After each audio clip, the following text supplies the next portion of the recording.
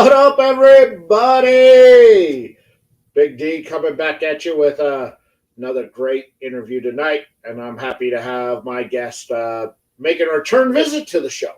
But before we get started, make sure you like, comment, and subscribe, please. Helps the algorithm out, and of course, this is free. All this great content comes to you free, so subscribe doesn't hurt nothing, helps me out. So I do appreciate that. Also, make sure in the pinned in the comment section over on YouTube and down in the description on all platforms, I got my link tree there. Please go support my advertisers, sponsors, and preferred retail partners. They help continue to keep all the programming going on the show, and your support does go a long way. Whether you're looking for cigars, you're looking for accessories, I have you covered in all factions out there because I'm a man of the people. Use the exclusive promo codes that are only available to my viewers out there to save yourself some coinage. Because, again, I'm a man of the people. Money, saving, what more could you want? I'm leading you to the water. I guess I can't make you drink, but have a little one for me, please. My guest tonight, content creator, podcaster, YouTuber, metalhead. This guy's into all, and of course, he has his own show over here on YouTube and on Facebook, Harper Cigar Lounge. Likes to talk about heavy metal and hard rock, break down the songs, give you information about the bands, tell you about upcoming bands that are coming, bands that you've seen, and of course, smoke a good cigar that goes along with the awesome music. I had a great time with him last year, and I had to have him back because this dude is an awesome man out there. So, without further ado, my guest tonight, Troy Harper of Harper Cigar Lounge. Hey, brother. What's up, man? Hey, man. And hello to all of you out there, too, that are watching tonight. Thanks for joining us. We'll show you a good time tonight, I'm sure. So, it's great to be back, brother. Thanks for having me back on. It's an honor. It really is. When you asked me to come back on, I was so excited that you wanted me back on again. I just couldn't believe it. So I'm glad I'm here again. And I was on your show last November of last year. So here it is, November again, and I'm back. So thank you again, man. Thank you. Well, I had such a good time with you last year. And I did too. The people who watched the stream last year had a good time. Good. And even more so, more people watched the show in the replay than watched live. And the amount of comments that were pouring in from people who are watching, 3 days, a week after the show streamed. And I'm like, yeah, you know what? It was a good show. And I'm like, man, I got to bring Troy back. I got to have Troy on. I got to bring him back because the people love the show. And so I'm like, hey, man. Well, it's such an honor. It's such an honor to be on your show again, buddy. It really is. And yes, you do got me covered, by the way. I got this through your Instagram site. And this has been a great travel case. I'm loving it. Glad you enjoy it, man. Yeah, Zyphy does amazing stuff out there, and I'm proud that we're going on now 3.5 years of them being an advertiser and sponsor of the programming. And, of course, Zyphy is the official accessory sponsor. Yeah, you got some great stuff. And, man, great deals. Great deals on your stuff. Man, I couldn't pass that case up when I found it. So glad I got it. I'm loving it. Loving it every day. So I will hand it over to you while I get my cigar lit up to introduce yourself and tell everybody out there a little bit about your show that you do over on the Harper Cigar Lounge. All right. Well, again, my name's Troy Harper. I've got a channel here called Harper Cigar Lounge, like we just discussed. I discuss a lot of hard rock, heavy metal. And I go off the beaten path and discuss other things other than hard rock, heavy metal as well. But it's mainly hard rock, heavy metal. And I pair it up with great cigars. There's no other channel like it. In the beginning of all this, a little over 3 years ago is when I started this channel. And it was just in the beginning, it was just me goofing around on my phone, wanting to see what I sounded like talking about things I enjoy, which was cigars and music. And my son at the time, I showed it to him, and he said, "Yeah, you ought to put that up on YouTube." And see what kind of response you get. And I got a good response. So I was like, well, let's do one more and see how that does. And it just continued to build on from there. So it was just very raw stuff in the beginning, just me and my phone, and started getting more followers and more people responding, and it just kept growing. So I've got several different podcasts I do, now. I did drop my Spotify. I did have to drop the audio. It just wasn't getting the response I wanted, so I did drop that. That was very time consuming. I had a kind of a radio show I was doing, but I did drop that. So I've still got this podcast here, Harper Cigar Lounge podcast. I'm doing my Smoke and Metal podcast and my Troy Marcia cigar review, which is all based around Italian music. Unfortunately, you're probably surprised to hear that. No, Italian not at cigars. all, man. I Okay, totally not so I do go surprised off at the all. beaten path a little bit. Yeah. But Well, it's good, because look, heavy metal and hard rock and cigars always seem to go together. There's a few genres of music where it's just like it's made in which, if you go to a cigar lounge, it's always just kind of jazzy, soft, which I don't like. And yeah, you play music, but keep it down low. Like, I don't need that soft, smooth jazz. I don't need that. right, But you when you go to a cigar events, there's a lot of hard rock, heavy metal out there, and a lot of hip hop and R&B, which I love all of that. I mean, that's just sure, kind of where I sure, sit, and I'm like, it's good. So and we talked last year when you're on, we about hard rock and heavy metal, and I got into of course, I had to bring up everything about the '90s because I was yeah, a teenager in the '90s, and those were my informative years that yeah, told me that it's the greatest decade for music ever. right. And I have to. I mean, that is a good era, but of course, the '80s for me. Of course, I'm a little older than you, so the '80s for me really starting off really actually early '70s for me. I started hearing stuff through my dad. My dad played guitar. My dad sang, and he sang all kinds of stuff. But I was around him. I listened to ZZ Top and Fleetwood Mac and Three Dog Night, and just stuff like that. Then he did play country also. My mom was really into a lot of Motown stuff. So I heard a lot of that too growing up. And then my parents bought me in the beginning of I was, oh gosh, almost 6 years old at the time. They bought me a bunch of different cassettes of Elvis and REO Speedwagon and all kinds of stuff. I took to the REO Speedwagon. So that was kind of where I started really liking that kind of that hard rock kind of sound. Blues, very early REO Speedwagon was very bluesy No. kind of rock, and I really digged it. And then started hanging out with a buddy of mine, or this kid in school, and he took me up to his bedroom, and there was Kiss stuff everywhere. And so I heard Kiss Life 2 for the first time, and that's what did it for me. Kiss Life 2, that was it for me. So, and I've actually got this is the original vinyl from when I was a kid. It's got all the inserts in it still, and order forms and the book and all the tattoos. Still have all that in there, but this was the very first thing I heard when it came to rock was this REO Speedwagon right here, "Lost in a Dream" from 1974. So that was it. That was kind of where it started with me. But then when I got into Kiss, that was it for me. So yeah, it just went on from there to all kinds of other stuff. So No, I got you. Joe Ash, welcome, brother. Good to see you. Lively Card Collector, my man. Good to see you, brother.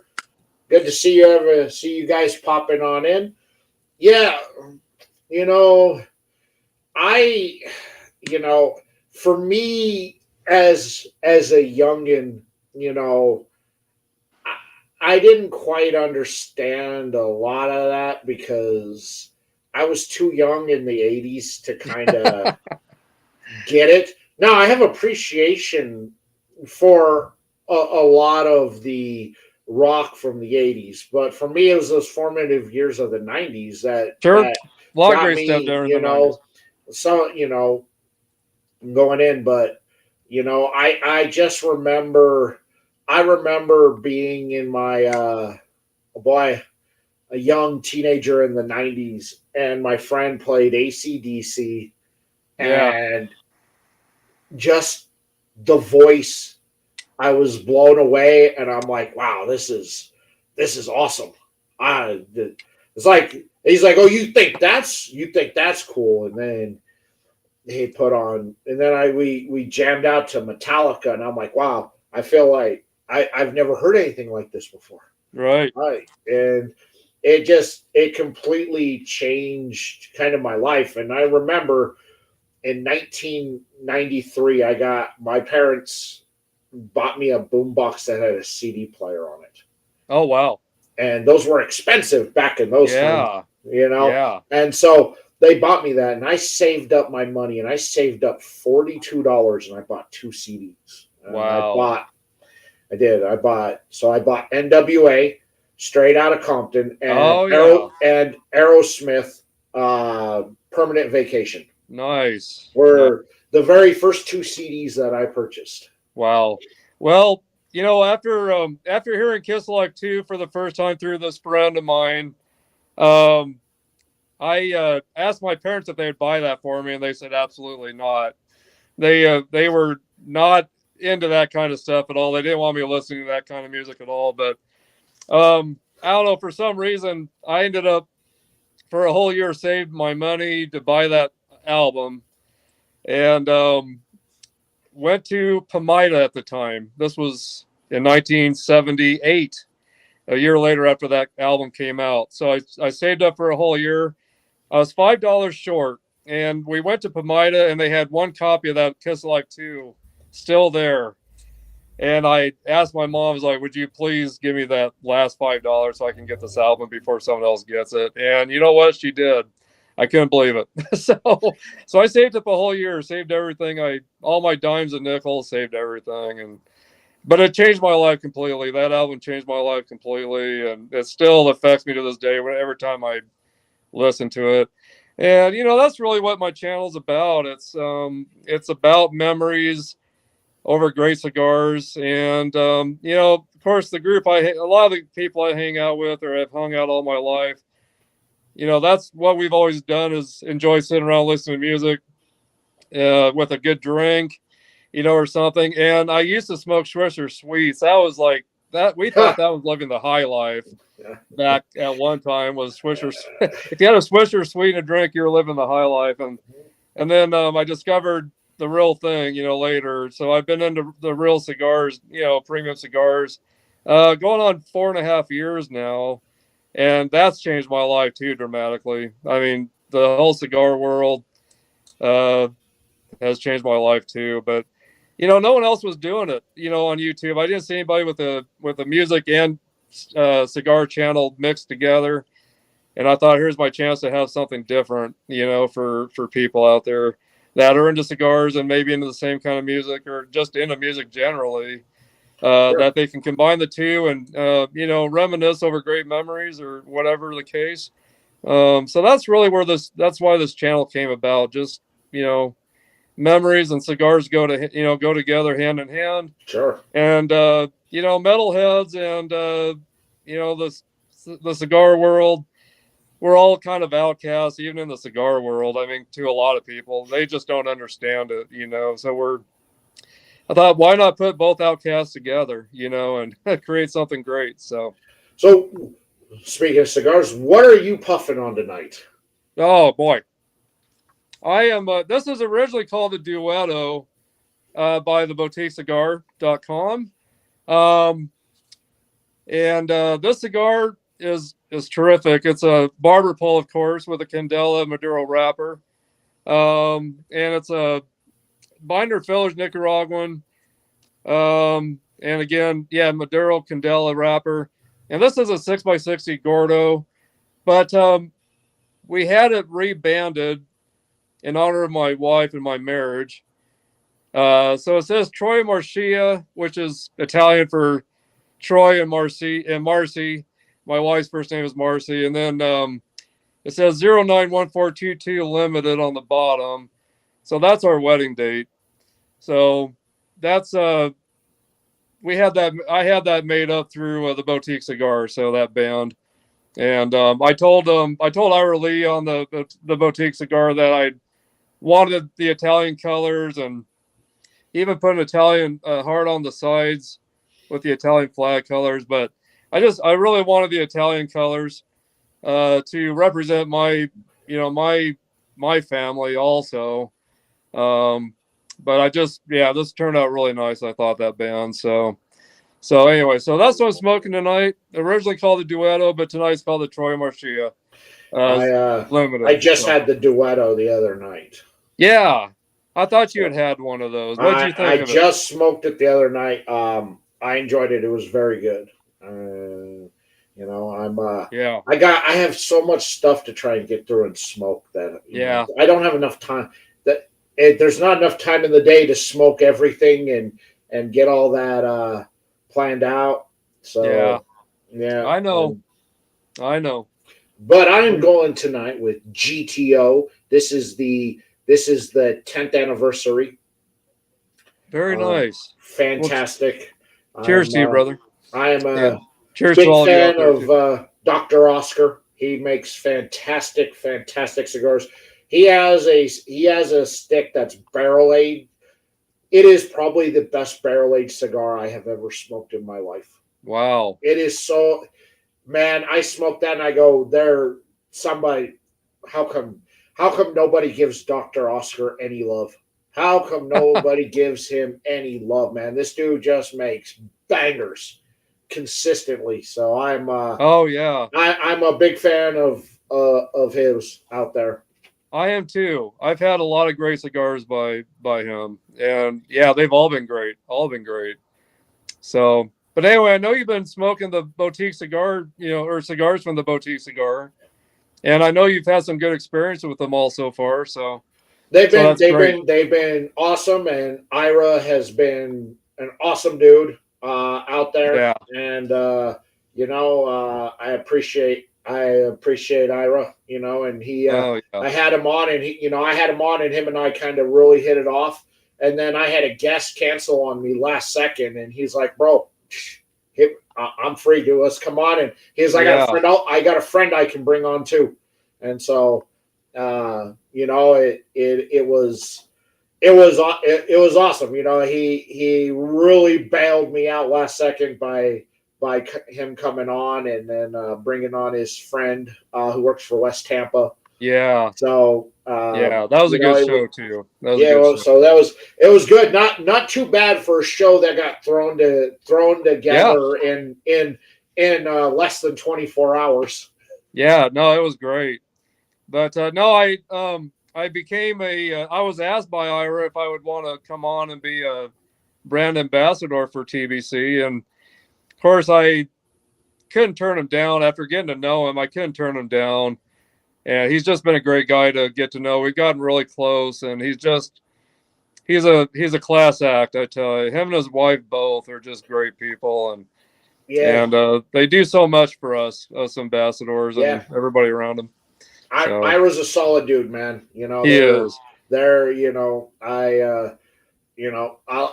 Dude, his sticks are phenomenal out there. And if you haven't had a chance to check out any of the custom blends from the Boutique Cigar, man, you got to get over to their website and check them out. I have yet to have a bad experience with them, and I've yet to smoke one I have not liked. They have all been very good. I just, I've been trying to get through a lot of them, but again, I have my commitments I got to make to all the other brands and everything that I got out there. I'm getting there slowly. I'm getting through them out there. So I did the Duetto. So that one will be probably dropping later this week. And then I did the Peru cigar, which was phenomenal. That's a great stick. What a phenomenal stick, man. Yeah. Ira's got a really good palate, man. And boy, I know it. Yeah, I tell you what, he's got some great blends that he's came up with that you just don't see anywhere else, and they're just so unique and just so good. I mean, they're just, I haven't had a bad cigar yet either. They've just been wonderful cigars. So I'm really proud to be able to represent him in TBC. Definitely, Sure. I'm very proud of Man. that. So Shout out. yeah, What's up, Manny? Good to see you out there. Jeff DeGrande, what's going on, brother? Good to see you. Glad to see everybody jumping and starting to filter on in out there. hello everyone. So it's good. Well, out there. Yeah, And so tonight we got, if you're just joining in here, I got Troy Harper from Harper Cigar Lounge jumping on in. Go check out his channel. I got links to everything, Troy, down in the description there. If you like heavy metal and hard rock, go check it out, because yeah, he breaks down songs, he breaks down band stories from the band, and then pairs up a awesome cigar that goes yeah, with the cigar. yeah. I enjoy listening to his show. Oh, thank you, I thank put you. it on. I got so much driving I got to do. So I throw your show on, and I listen, and Well, I, that I means a really lot. I really like when you get into like some of these the off the wall stories about something. It's like, you're like, well, this song didn't originally go like this, but there was a problem when they were doing there was a problem when they were doing playing it live in Kansas City, and all of a sudden it changed and it complete, and I'm like, oh, that's fascinating. I didn't know that. It's like, Yeah, well, of course, well, the drummer on this is this guy, but was this person, but actually on the studio album it was this, but on the live album it wasn't even their original drummer that was on there. It was yeah, this, and I'm like, see, I love listening to those stories. Like, it's fascinating, because then you start like really thinking. It's like, I've heard that album version, and you're right. The album and the live version really sounds like there's a different drummer. oh Yeah, yeah, and yeah, it's like he's right about that. And then then when you hear him live, it sounds completely different. yeah. No, I enjoy, and of course, I used to be in the music business, and I was around a lot of different things, and I've got so many crazy stories, some that I hesitate to even talk about because I don't want to offend anybody. But I've experienced some wild, crazy stuff, in the past when I was younger, and I love talking about music. I mean, I was born into it with my dad. My dad told me stories about Janis Joplin, because they went to high school together, graduated together. And my dad and my uncle, his brother, knew ZZ Top in the clubs before they made it big. And I always heard so many stories from my dad. And then I heard my dad sing all the time and play guitar wherever he could go do that. And I always went and watched him. And I was just born into it. And my parents always played music. And I was just born into it. And it's just in my blood. I can't shake it. And it's just a part of me. But yeah, it's just so. I really wanted to start doing this channel too in honor of my dad, because my dad always wanted to be a DJ, talk on the radio, and he never got to do that. He was a railroader. He never got to do those things that he wanted. And so I'm kind of doing this in his honor as well, because this is stuff he really wanted to do and just never could do it. And so it's an honor to kind of, do this in his place. um yeah, he just really had a desire to do radio, and it just never happened. So I'm glad I could do this for him too. Sure. He passed away 8 years ago, so I'm just glad I could do this. I really am. So And with your proximity that you are to Denver, and it being, with older bands touring and playing in some of the smaller, more intimate venues out there, you yeah, still get that ability to go and enjoy a lot of those bands that you like. yeah, You know, yeah, they're not rocking out the stadiums or arenas anymore, but hey, a 3,000 seat theater, perfect. yeah. I have really, I mean, I still love going to a good arena show or an outside venue, but I've been in a lot of. I'm close to Denver. Well, we're both close to Denver, so I really like a lot of the smaller venues there in Denver. And boy, I've been in some different ones over this past year or so, and stuff or venues I'd never been in, and I really really enjoyed it. I was able to be really close to the band and bands that I've been really wanting to see for a long time. Finally getting to see them and being up close to them, and getting that real intimate, you know, feeling, you know, between me and that band. And it's just, yeah, it's a different experience. It really is. And so I'm gonna be seeing Accept and Queensryche this Friday in Denver. And I'm trying to remember the venue that's at, but it's a venue I haven't been in yet. So, but there's a lot of great venues in Denver, more than what I ever realized. I can't believe how many venues there are in Denver. So, Well, I mean, look at how big Denver is, though. mm-hmm. You know, But yeah, there's, you know, and yeah, you know, you can. There's and the you know there's so much, and a lot of those nice small venues are in like nice neighborhoods that you can get something like good to eat and then go to the concert or go and eat after the concert. yeah, And a lot of those smaller venues and nice and intimate venues out there, and they do a yeah, great job. Yeah, right, I get it. It's yeah. you know that there's a lot of fun out there to. There is definitely so. Yeah, it was last January. I had Martin Monick on. He was my first real big, you know, guest on my show. He's the bass player for the German band Accept. I don't know if you remember a song called "Balls to the Wall" back in the '80s. That was their biggest hit at the time. But that's the band, and having him on was just amazing. He was an amazing guy. Hoping to meet up with him this Friday. He wanted me to look him up when I get down there, and we'll see if I can find him or not. So you know, we'll see. I mean, they tell you things in the best intentions, but you know, when they've got rehearsals and interviews and all kinds of stuff going on, sometimes they don't have as much time as they plan to have. You know, then of course they do a lot of the meet and greets and all that. You know, so we'll see if I actually get to meet up with him. But I hope I get to. He's a good guy, actually from Germany, and he's just a great guy. And I love his accent, you know. But so, Now, but, is your wife into metal and hard rock too? you know, she's more into country, and some of the older '80s rock, but for heavy metal, she really loved Ozzy Osbourne. Rest in peace, Ozzy. We just lost him, of course, not too long ago. And she loves Steven Tyler from Aerosmith. Those are the two guys that she really likes. So she Now, likes Aerosmith and now anything with Ozzy. is she big solo Ozzy or Black Sabbath Ozzy or Solo both? Ozzy. Oh, okay. Yeah, So but I mean, I played her some of my Black Sabbath little too stuff, and she heavy actually for likes it. Black Sabbath Ozzy. She's actually started to like some of that. I've actually played some of it for her, and she's actually kind of liked some of it. So I'm I'm I'm I'm hoping to push that on her more, and she'll become a full-fledged Sabbath fan also. So Sabbath so just anyway, has so much good stuff, and the different yeah.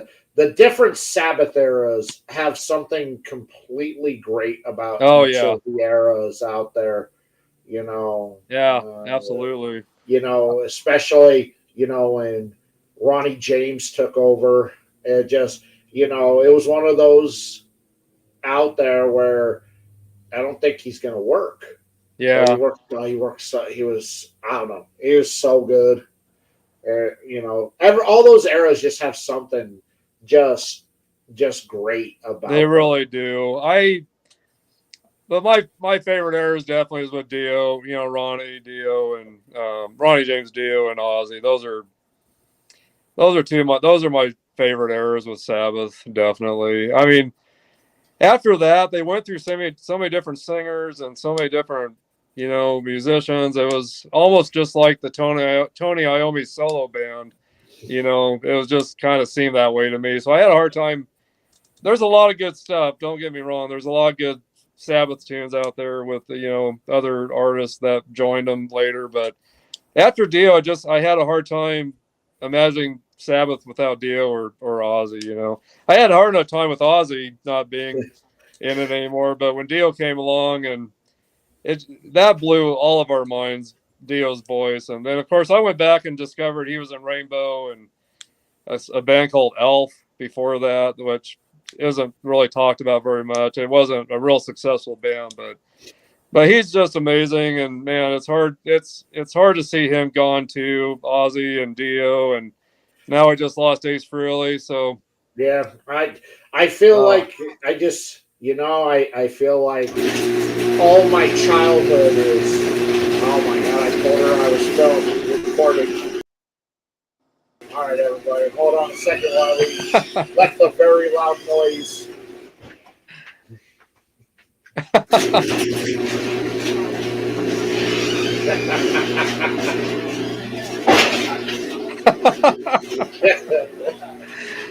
You're okay. oh gosh, I won't ask. I won't ask. It's Oh all man. right.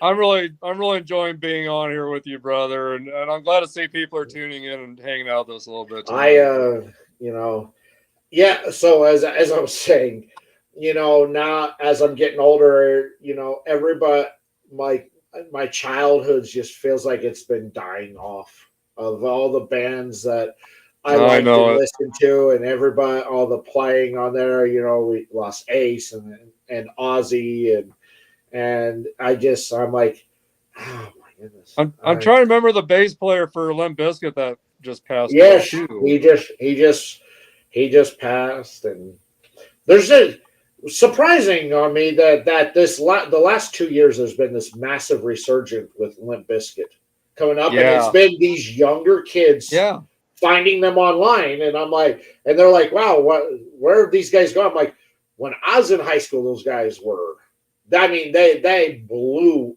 up when I yeah, was in, when I was in high school.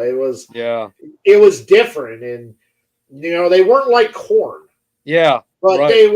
but they had, there was it was different, short of It was. what, Corn had its own thing, but that cover that Limp Bizkit did of Faith was phenomenal. Yeah, they had some great stuff. They They really had did.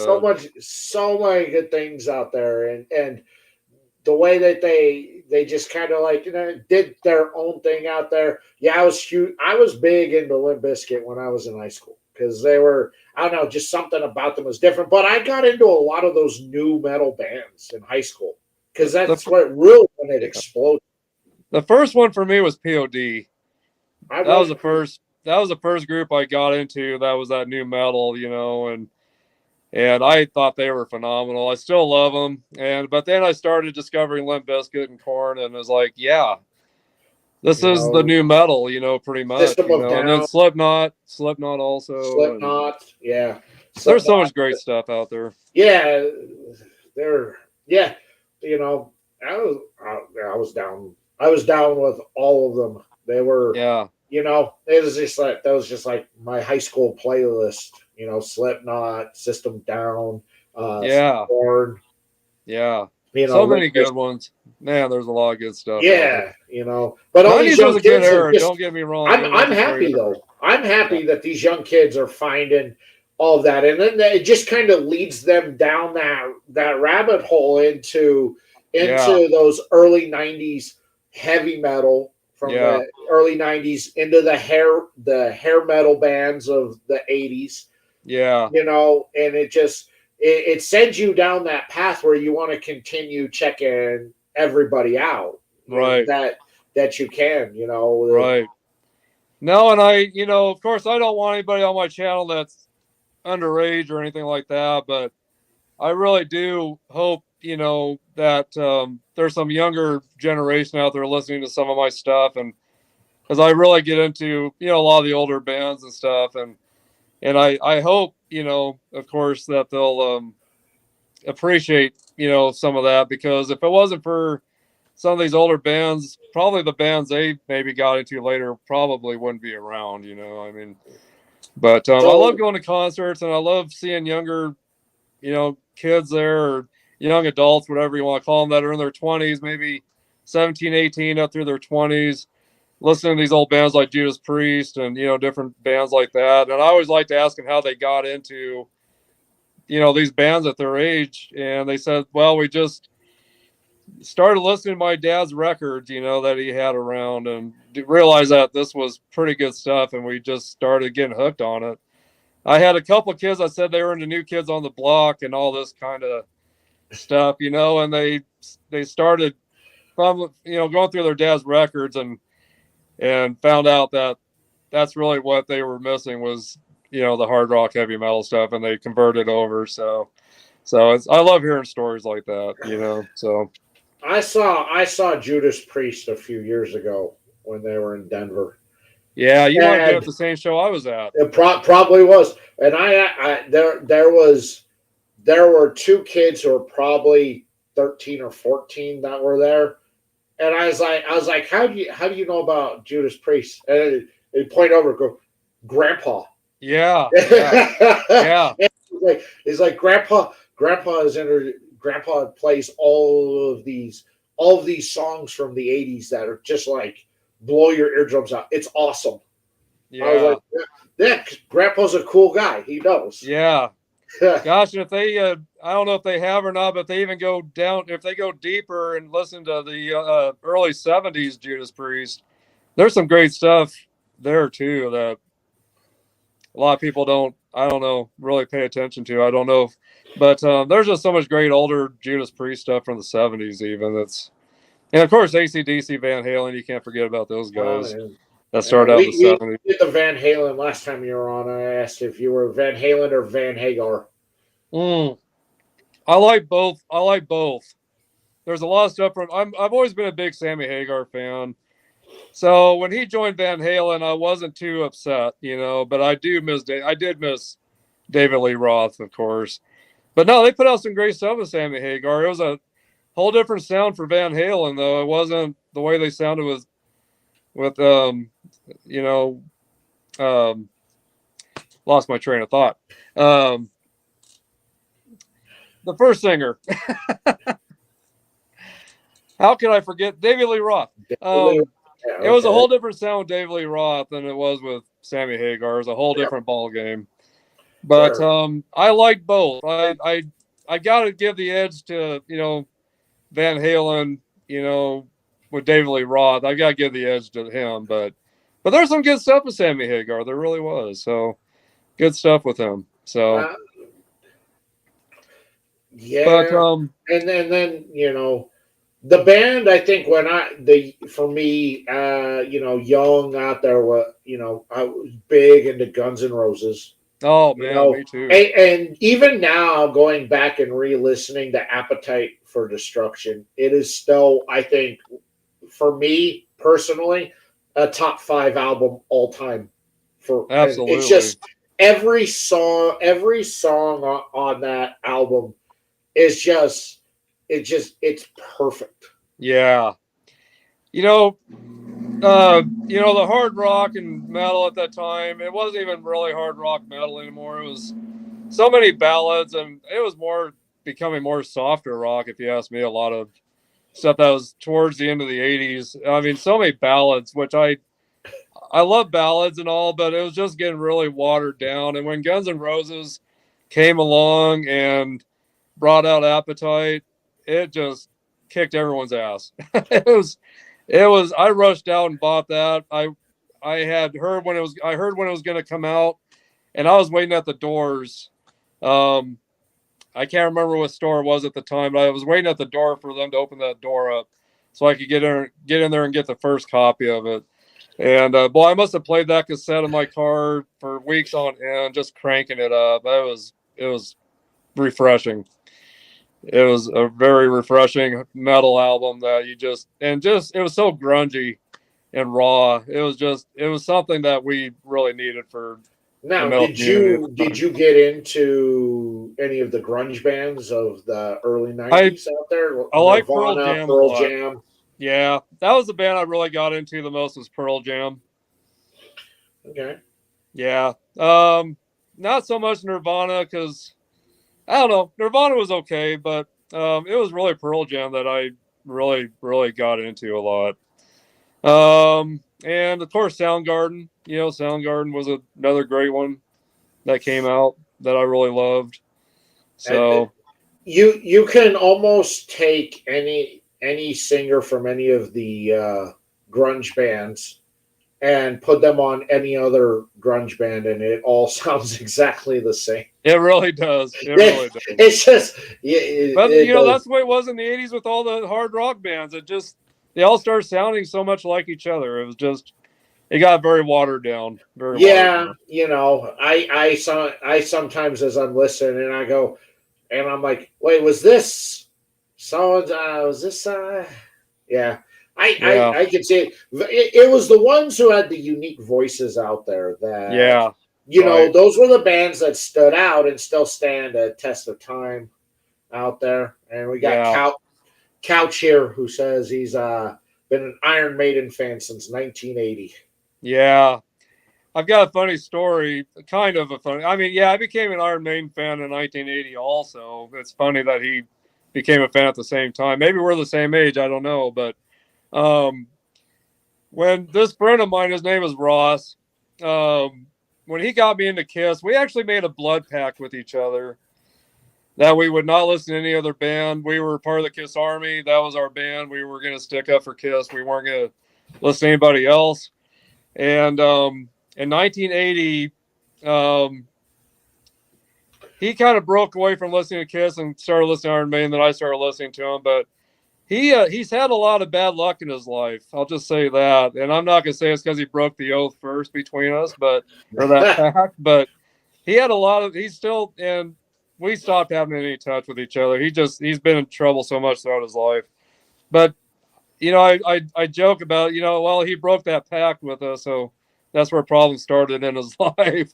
But no, he got me in Iron Maiden too, and then Quiet Riot, Def Leppard, and oh my gosh, we just both discovered so many bands outside of Kiss that were just phenomenal. Iron Maiden was probably the first, and then Motley Crue. Those were the bands that I started listening to outside of Kiss. But still listening to Kiss about 90% of the time. But then I started dabbling in these other bands too, and now to this day, I mean, I don't know how many bands I've listened to, but So you're feeling on the disco Kiss era? uh, still have mixed feelings about that. There's some good stuff on that Dynasty album. There's some good stuff. The one thing I've really been glad for, which I know Kiss isn't together anymore, but when they let Peter Criss go from Kiss, or when Peter Criss quit, they both have different stories. Paul Stanley, Gene Simmons say that Peter Criss got fired. Peter Criss says he quit, but once he quit or got fired, and then Eric Carr came in, he had that just a more real hard rock style of drumming, where Peter Criss was more jazzy, kind of style, big band jazz. And then Eric Carr came in, and he just really brought something to Kiss that just brought that hard edge again to him. And when they started playing I Was Made for Loving You live after that, it became faster and harder. And so I love that song live because they kind of took that whole disco sound out of it and made it more a faster, harder, kind of a harder edge song, which I love the live version when they did that of that song. But there was some good stuff, but there was a lot of it that I was like, oh boy, never would have thought Kiss would have this sound, But Paul Stanley knew that was an element that would cause them to get more fans, more following with that kind of a sound at the time. But it really did hurt them later. I mean, they started losing their fan base over it, but once they kind of got into the non-makeup era, they kind of started getting their following back, But their Revenge album in '91 or '92. That really was a hard album for them, and that really brought back a lot of fans to them in '92 when grunge was big, But they did try a grunge album. Kiss did. It wasn't successful at all. No. So they tried it, but it wasn't successful. But so I was gonna tell you. So last February, I had a buddy of mine from the UK, Antonello Nicastro. He's a lover of hard rock and metal, but he's a composer. musician, composer. He writes all of his own music, and he does a lot of Italian music. And we became really good friends, and such a great guy. But he's gonna be back on my show in November or this month. On the 16th, he'll be on my show. We haven't. It's going to be around 9 a.m. our time because I think it's about 6 or 7 p.m. his time over in London is where he's at. So he's going to be on my show. I'm really excited about that. He's got some really great music, and it's not hard rock, heavy metal by any means, but it's just really good stuff. So he'll be back on my show. I'm really excited about that, and I'm trying to get Steve Ferris on my channel. I don't know if you know who Steve Ferris is. See if you know. See if you can remember who Steve Ferris is. Probably don't know. He was the founding member for a band called Mr. Mister. Oh, I I was gonna say Mr. something, but yeah. yeah, I it was pushing me that direction, but I was like, I don't think that's right. So funny story. Of course, I've been working for a company called it's now Legacy Co-op. But here about 4 years ago, we went to go. We went over to our propane department. They were taking blood from us. It was a kind of a health fair, so we could get our blood sent in to see if we're, doing okay, with our cholesterol levels and all that kind of stuff. So I'm standing in line to get my blood taken, and I hear this gal that's taking blood, really nice looking gal. I'm overhearing her saying that her husband is Steve Ferris from Mr. Mister. And I'm like, I've got to be hearing this wrong. That's surely this gal isn't married to Steve Ferris from Mr. Mister. But I got up, there was my turn, and I'm like, so is this true what I'm hearing that you're Mr. or Steve Ferris's wife? And she said, yes, I am. And I'm like, well, how in the world did you end up here? They said, well, she said, we've been living in Nebraska for a while. So they live up in the Lincoln area. Steve Ferris has been doing a lot of like land surveying and that kind of stuff. And he's bought a lot of different land. He's been doing things to make things more safe for hunters and different things. So he does a lot of work with land, of all things. So the president of our company actually golfs with him ever so often. And so I got in touch with him and we talked at one time, and this was before I started doing any of this kind of, any of this YouTube stuff. I wasn't doing it at the time, but I told him, I said, I would sure love to talk, sometime. And so we did talk on the phone a couple times here and there, and doing more studying on Steve of all things, he was actually the one that played the lead guitar work on the Creatures of the Night song from the Creatures of the Night album with Kiss. He went in and did that work because Ace Frehley wasn't even around. He wasn't even doing anything with Kiss, even though they had him on the album cover, and he was not a part of that album at all. But they didn't want the fans to know that at the time, so they gave all the credit to Ace Frehley for the guitar work.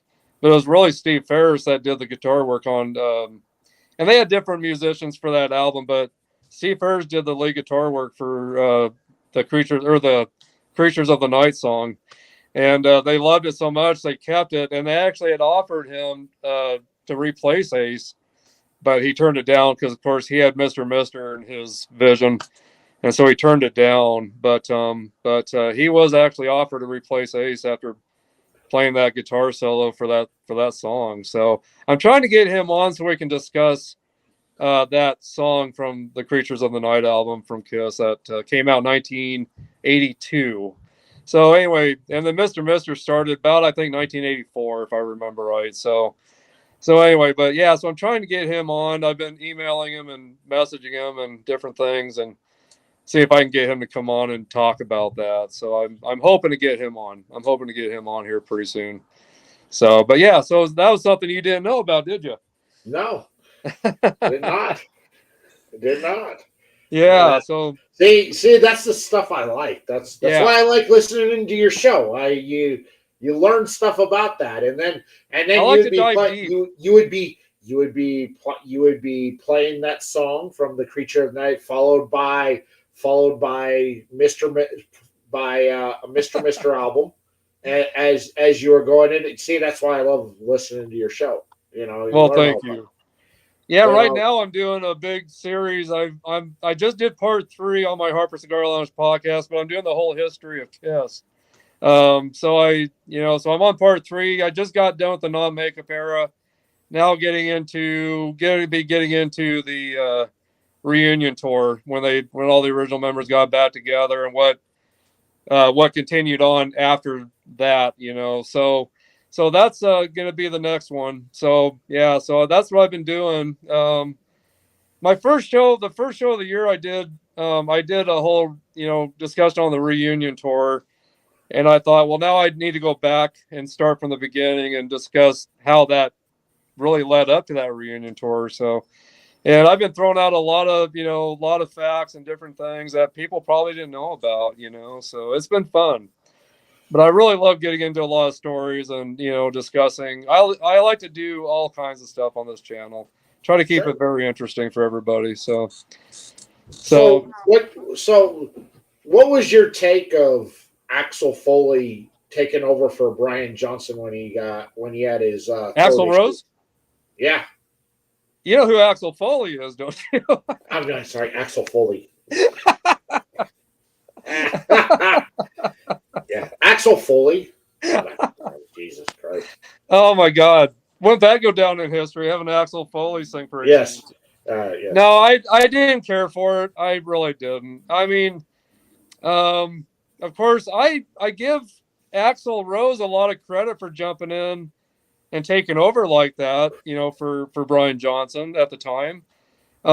His voice fit AC/DC, I thought, but the way he dressed and the way he was on stage is, just the Well, way he dances around on they stage, it they just they didn't said it fit was the AC/DC. only time in his whole history he was on time for everything because of how much respect and love he has for just the band. Like Yeah, and I respect him he for wasn't that. gonna screw it up. He was, you know, it was essentially a super fan getting the Yeah. opportunity to be lead singer for his favorite band. But thinking back, I'm like, I wish I would have been at one of those shows because that's a piece of rock history that'll never happen again. Let's That'll see. probably never happen again. Oh yeah, sure. Couchy here says I just looked it up. Iron Maiden is doing the last leg of their 50th reunion tour in 2026. Yeah. I've never seen them, but Oh man. I'm going, and my niece got tickets already, so he's excited to go Where see is he? Iron Where are Maiden. you from? Where are you from? Because they're not. I'm waiting for a Denver show, and there's nothing yet for Denver. So where are you from? I think Couch is in that Hmm. Okay. Kentucky Tennessee area. Okay. I think Okay. he lives in that area over there. Yeah. So I'm waiting I for don't know. tickets. They'll probably play like Nashville, or Oh play. yeah, I'm sure Yeah, of it. Okay, so he said Central Kentucky. yeah, So Central yeah, Kentucky. Okay, there you go. yeah. Yeah, No, I'm I thought he was in Kentucky. yeah. I've seen him 4 times, and every show's been terrific. Every show's been terrific. Twisted Sister is going to be doing a reunion tour this year. So I'm hoping to catch Twisted Sister finally. I've always wanted to see Twisted Sister, never have gotten to. So I'm hoping to see them. And then Megadeth is doing a farewell tour. They The got a new farewell album coming out tour. in Yeah, December. I heard that. Tipping Point, their new song is phenomenal. I think that new song is just ferocious. I just look. It's hard for me when Dave Mustaine is playing guitar in his daughter's country band. It's just Yeah, hard. that I can't. It's That hard I to take can't do. Megadeth seriously now.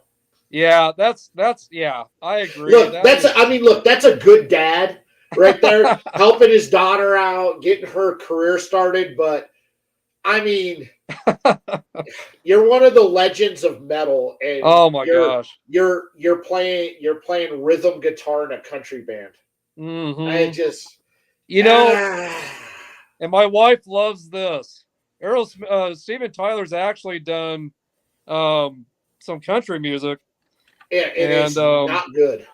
no, not at all. It So is not good. That country album was trash. Yeah, I couldn't get into that. My light just went out, so I hope you guys can see me okay. Well, we can see you. Somehow my Yeah. light went out. Not sure why, but um so anyway, but I know what I can do here. There we go. There you go. Turn my overhead light on. Yeah. Not as much fun, but anyway. Yeah. So, but yeah, Steven Tyler doing country. He's been doing a lot of that with different country artists singing with them, and I just can't get into it. No, I just can't do I it. can't. That they tried so hard to push that whole country album, and it was My wife just loves it though. it was terrible. It's Yeah, terrible. Look, I get people are trying to cross over, but very few have that kind of success. right. I know it. Out there. Look, it's not like Hootie, right? Who had mastered Yeah, crossing over from rock to country. All I right, know it. and then puts out a cover of a Bob Dylan song that became a bigger hit than the original from Bob Oh Dylan. boy. Yeah, that's a You thorn in the know, side. that's out there. Post Malone crossover. Good, he's got a great voice. He sounds good. It just sounds natural, Yeah, yeah, out there. Just some people can do it easier than others, but I think you have to have that background to be able to do it. And if you don't yeah, have that background, what's his name from Stained? He moved over to country, and his stuff is yeah, really good. yeah. And I, And he yeah, hates there's it. He hates anything revolving around his time in Stained. Like, he does not want to answer any questions. He will not play any songs from Stained. Won't do wow, any. He's like, nope. That's man. Pat. That's all. That was all in the past. That That's makes not me what. wonder why. Makes me wonder why they do that for so long. I mean, they play one genre for so long, and then he must have had a really bad experience along the way that just caused him to not want anything to do with it anymore. I I don't don't know. I know. mean, he gave up all of that, and it was like at the peak of Stain. When Stain was at their peak too, he just quit and said, "I'm done. I don't want to do this anymore. I'm going into country." Yeah, well, and I'm trying to remember the two. There's a '80s hair metal band. I'm trying to remember the name of them now, but their lead singer went country after the '80s ended, and that whole thing kind of ended. The hair metal, went to country, but country became really big in the '90s. I know, so maybe that's why some of these guys have gone to the whole country thing, because it's a way for them to continue to make some money, I guess, be a little more successful. But the stuff they've done really wasn't successful at all. I mean, and I'm trying to remember the drummer for Trickster, um, which maybe you guys don't know who Trickster is. They were kind of a late bloomer in the '80s. I got to work with them in '90. Got to work with those guys along with Striper, and the drummer for Trickster ended up going to do country in the '90s, and he's still playing drums for country bands. Nothing successful from what I know, but that's what he's still doing. And Trickster's been back together, but he won't go back and play with them. He's still doing country for some reason. But Or so some people out there, it's to each just their own, I guess. it's But it's where it's where they kind of want to be, out yeah, there. yeah, and I'm But not gonna judge it's him a for that. hard But it's hard to break into that because a lot of country fans are authentic people, and yeah, they can they see are through that cash grab out there, and it's like it's not authentic. It just doesn't sound good. It's not out there. Where you get a right. guy like Post Malone coming in from the R&B rap world, he just sounds natural and it sounds authentic, and it's like yeah, it's there. But he got people on board when he just was putting out covers of country songs just on YouTube for the fun of it. He's Right. like, "Oh, this is one of my favorite country songs," and he plays singing. It's like, damn, that he's got a good voice. He sounds good. It just sounds. And then he puts out the album, which blew up because it was good. I mean, Right. all the songs on that country album were fantastic. Yeah, out right. there.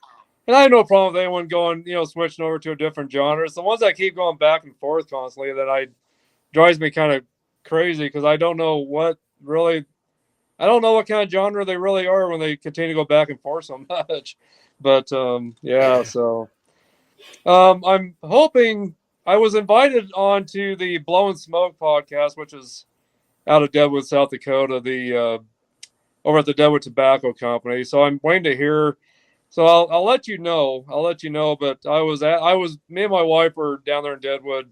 Oh gosh, a few months back, and they were asking me if I'd be interested in coming on to one of their podcasts. So I'm still waiting to hear from them to see. But so I'm hoping to be on that. That'd be a good opportunity to kind of get some more exposure of this channel and everything. And I appreciate you exposing me, again tonight. That means a lot to me. So Hey man, I have I need all the help I can I get. enjoy mixing the show up. One, because I think you do really good content out there, and I want to showcase you to a larger audience, and because people out there also like people like music, and a lot of people like older, especially some of the older heavy metal and hard rock out there, and you Yeah, do a show specifically on that. You've got great stories to go along with it. yeah, On top of telling you also about the cigar you're smoking. yeah, It's that good combo out there. yeah. It's And been a lot of fun. I've got a, I've gotten to the point with in my platform that look, I want to showcase content creators out there who put out good content, and I think that it's it's really, I feel I have a duty to do such because, a few of those really big shows out there when I was really small had me on and gave me an opportunity, and it's just paying that forward now Yeah. to Well, content creators who I like, and it I means a want to lot give to some love me. to. It means a lot to me. It really does. I don't take that lightly. I I'm one that really believes in staying in contact with my followers and staying in that close contact with them because without them I wouldn't be here. There'd be no reason for me to be here. And I'm happy if I just reach a few people out there that touch them in some way and help change their life in a good way somehow.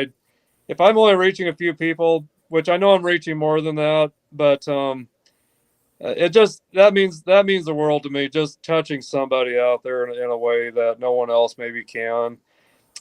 Which I want to give a shout out to a buddy of mine over in Canada, Daniel Remains.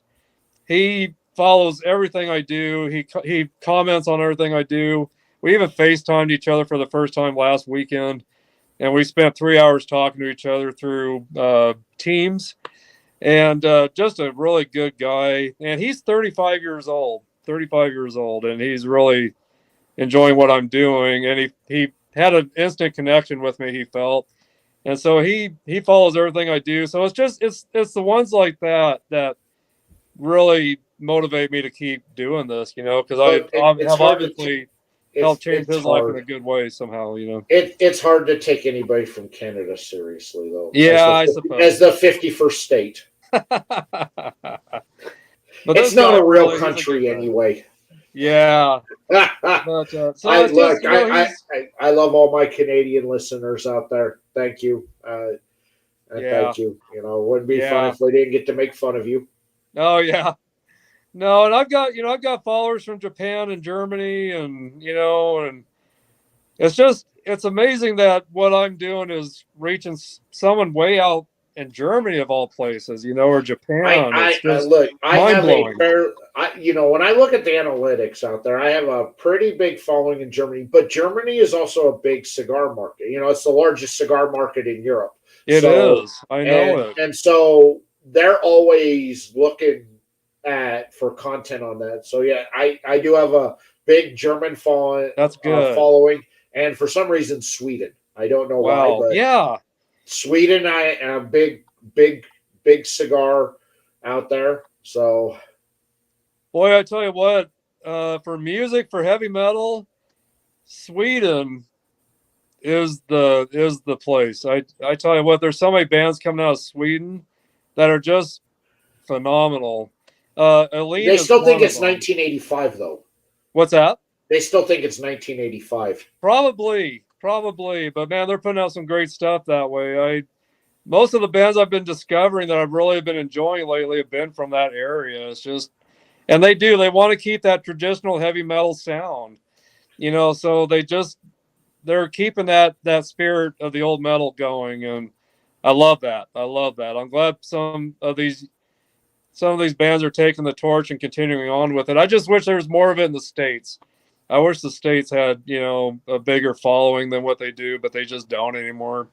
It's really that area, Germany, Sweden, those areas really have some great bands coming out. So And my biggest markets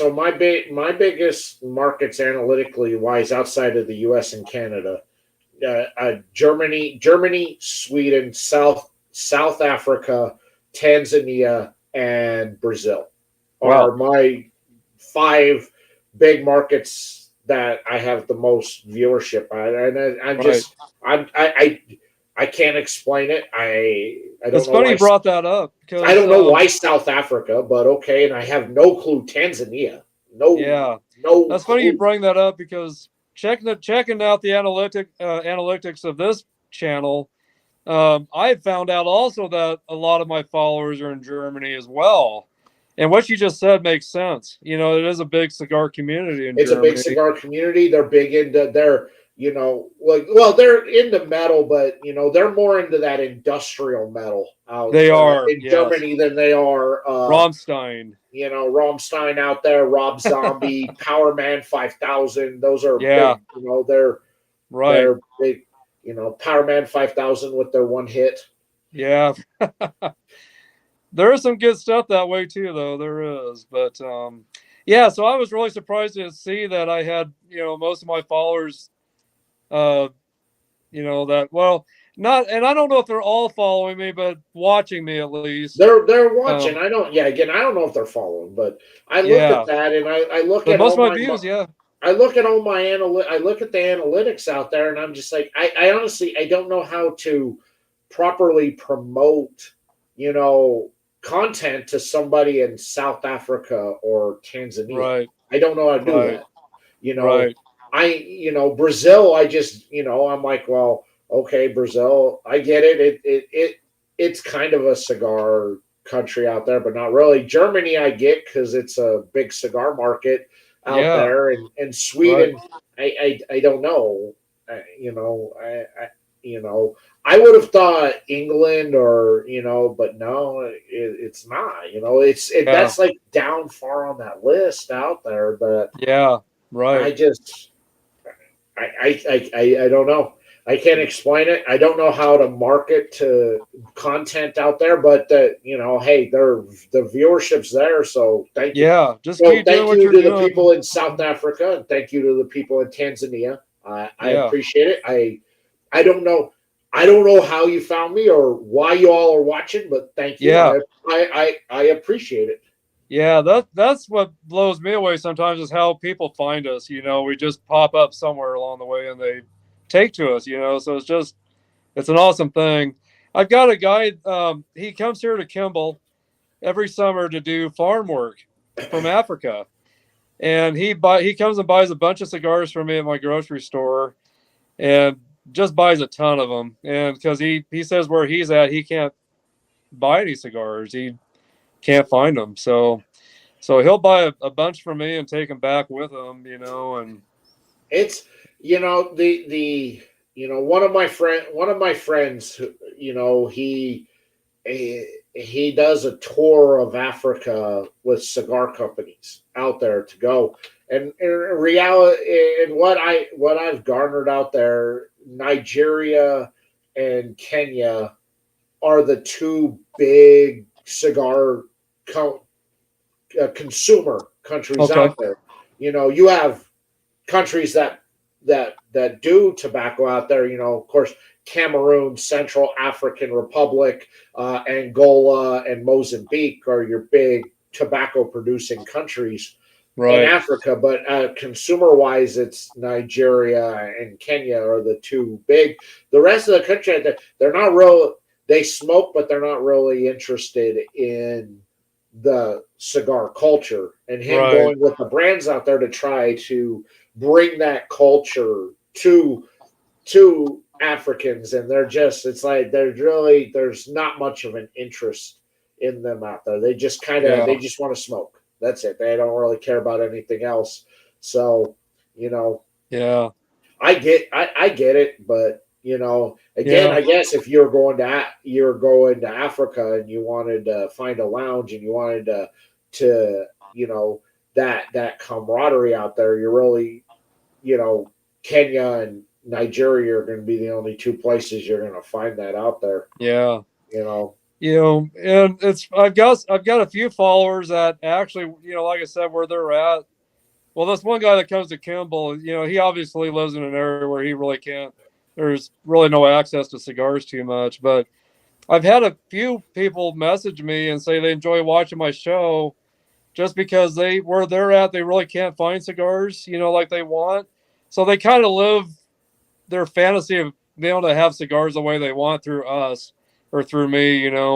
So they enjoy watching me be able to smoke them since they can't, which is kind of sad, um, but they're getting some satisfaction seeing me, enjoying cigars when they can't, which is, gosh, it's hard for me to imagine that, but so I've had a few people follow me just because they can't have them and I can, and I don't know, they just enjoy seeing me smoke cigars, I guess. But so anyway, I've had a few people contact me about that, so I'm glad I'm able to have a service, provide a service for people yeah, out there, but whatever you're needs they've putting out got. good entertainment out there, and I think Yeah. that's important. Is the content, and your content's good. It speaks for itself. You're knowledgeable. You know what you're talking about when it comes to the music. You give Yeah. your honest assessment of the cigar you're smoking. You're Yeah. not beating around the bush. You like it or you don't like it, Yeah. and I Right. think for the vast majority of cigar smokers out there, you're not asking them to break down your palate and a full palette review of on it. But for a lot of people, they're the same way. I like it or I don't like it, and I Yeah. think that's important. And I think that Yeah. that's a good way to uh, look at it out there. Is I don't expect people to be able to break down a cigar like the way I can out there, Yeah. but to be able to but for somebody like you to go, I like it or I don't, it's important because that's Yeah. going to give people a lot more reason because Yeah.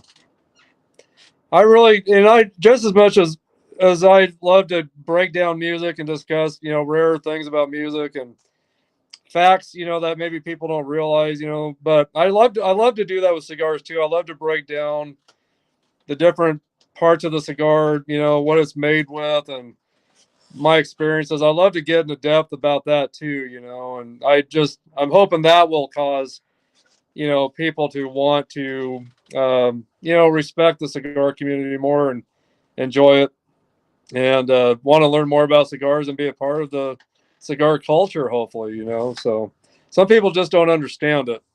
And so we're here to help people understand it also. But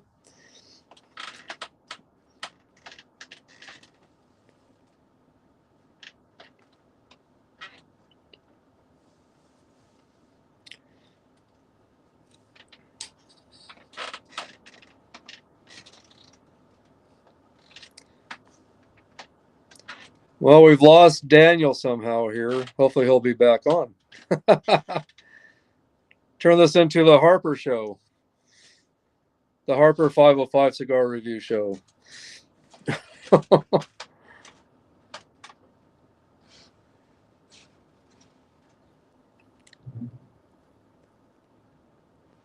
While he's off right now, another show that I got is the smoking or dropping the ash podcast.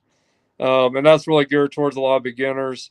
Uh, just discussing a lot of cigar tips and cigar facts with that too. And Just trying to put out anything I can to help beginners with their cigars. So that's another one of my podcasts.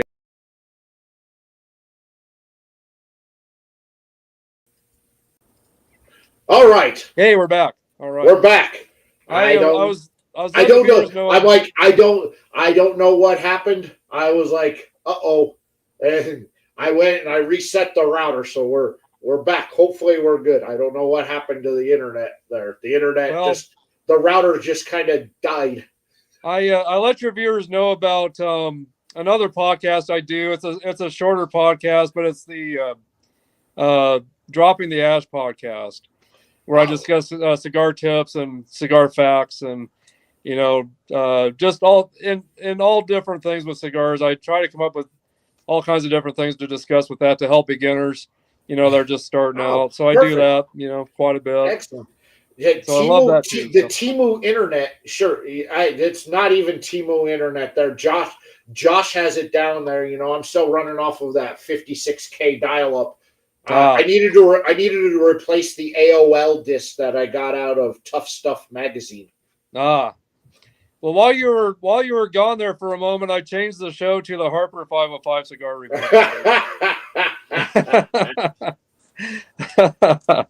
So if you need to sue me, I will be ready, I guess, for stealing the name for a moment. But no, I've had I kind of hope to be an influencer. Spectrum is the worst. Their internet is just crap. Do you have Spectrum out there? We do, yes. It is the worst.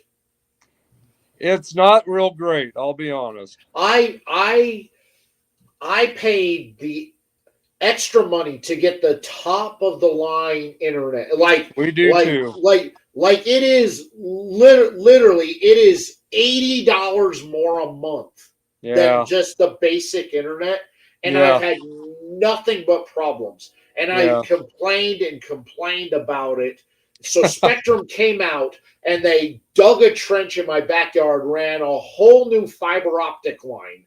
All the way to the house. I'm like, you guys, I'm paying you guys a ton of money, and I have nothing but issues with the internet, man. What? Yeah. Well, I mean, they're like, well, we don't see anything on your side. I'm like, I don't care, man. You gotta do something. They love saying that. Yeah, it's like, oh, we don't see. I don't care. They go, okay, we'll send a guy. So they send a guy out, and he's like, well, I don't know. It seems. I'm like, dude, you got to do something. He's like, all right. They came back out the next day. They dug out the trench, dug out the old internet, the old line that was only 3 years old, and ran brand new fiber optic line. And they did a terrible job of burying it in my backyard. Yeah, I mean, I'm like, you got one job to do, and now it's like I got like this curly Q line coming up that's in the corner of the fence. I'm like, now I got to be careful when I'm mowing the lawn and weed whacking. I'm like, these guys are just. It's a joke. You got one job to do. Yeah, right. Yeah, fortunately, my grocery store that I manage, we have that also for our store, and we have so many problems with our internet. It's terrible. I tell you what, there's nothing more frustrating when I'm when I've got a good show going, and I'm recording it, and it's going really well. I'm really happy with how the flow's going, and then everything shuts off, and then I have to redo it all again. It just that's really frustrating. So yeah, that's right. I am out there. I still use the AOL disc that you get in the magazine that has 30 free minutes of internet. I've got about 800 of them. Yeah. Wow. The 90s were so great. Oh yeah, that's how we had internet. But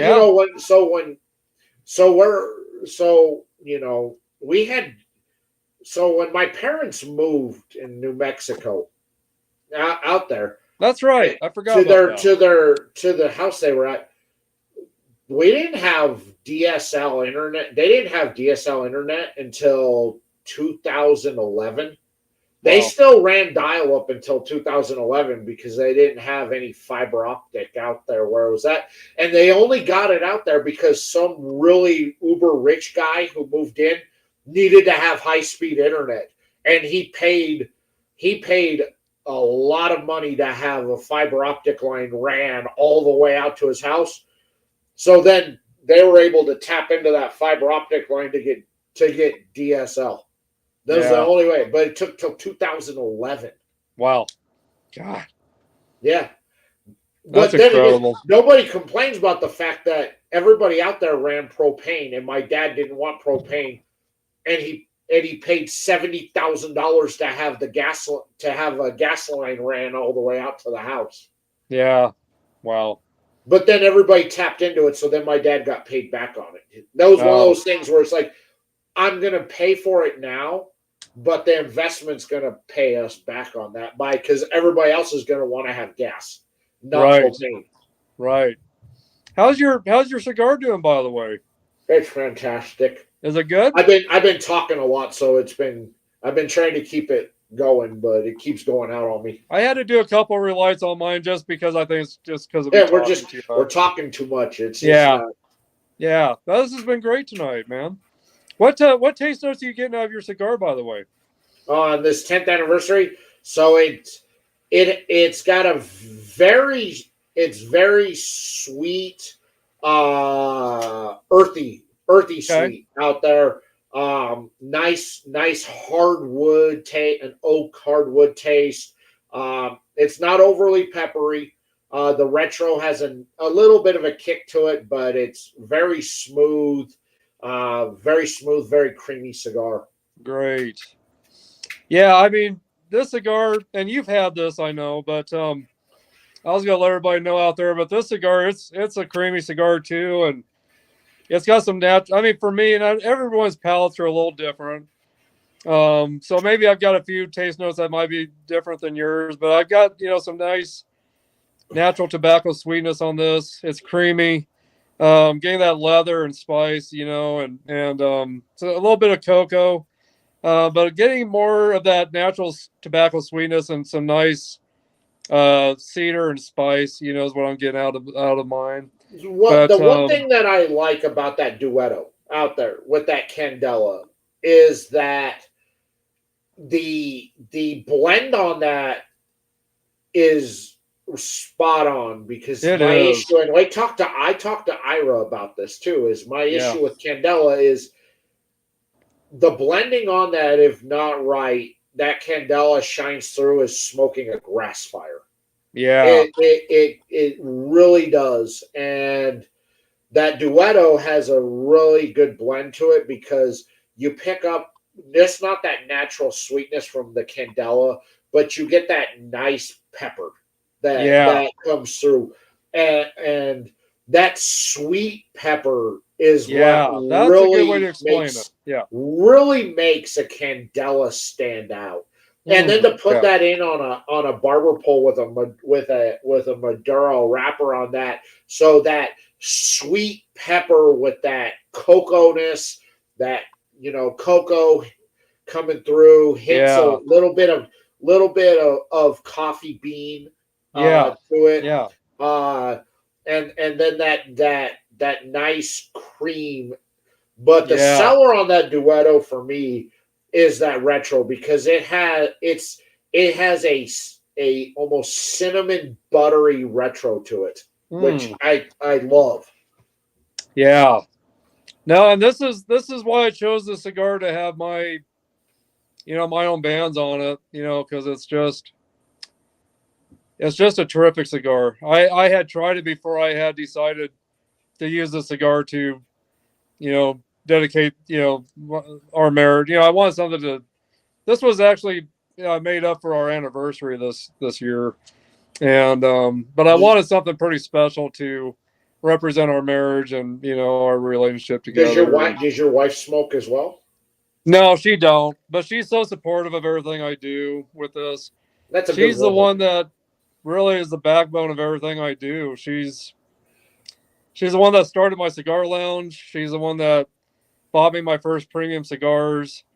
bought my first, cigar accessories, the humidors, the ashtrays, all that, and encouraged me to continue on with this journey and learn about it, enjoy it, And she just saw I was really doing something good for me, and so she's been really the such a huge supporter of me with everything I do.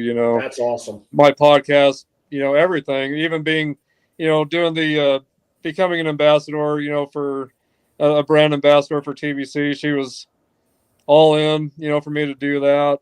So she's just been such a huge support to me with everything. I don't get that from baby mama.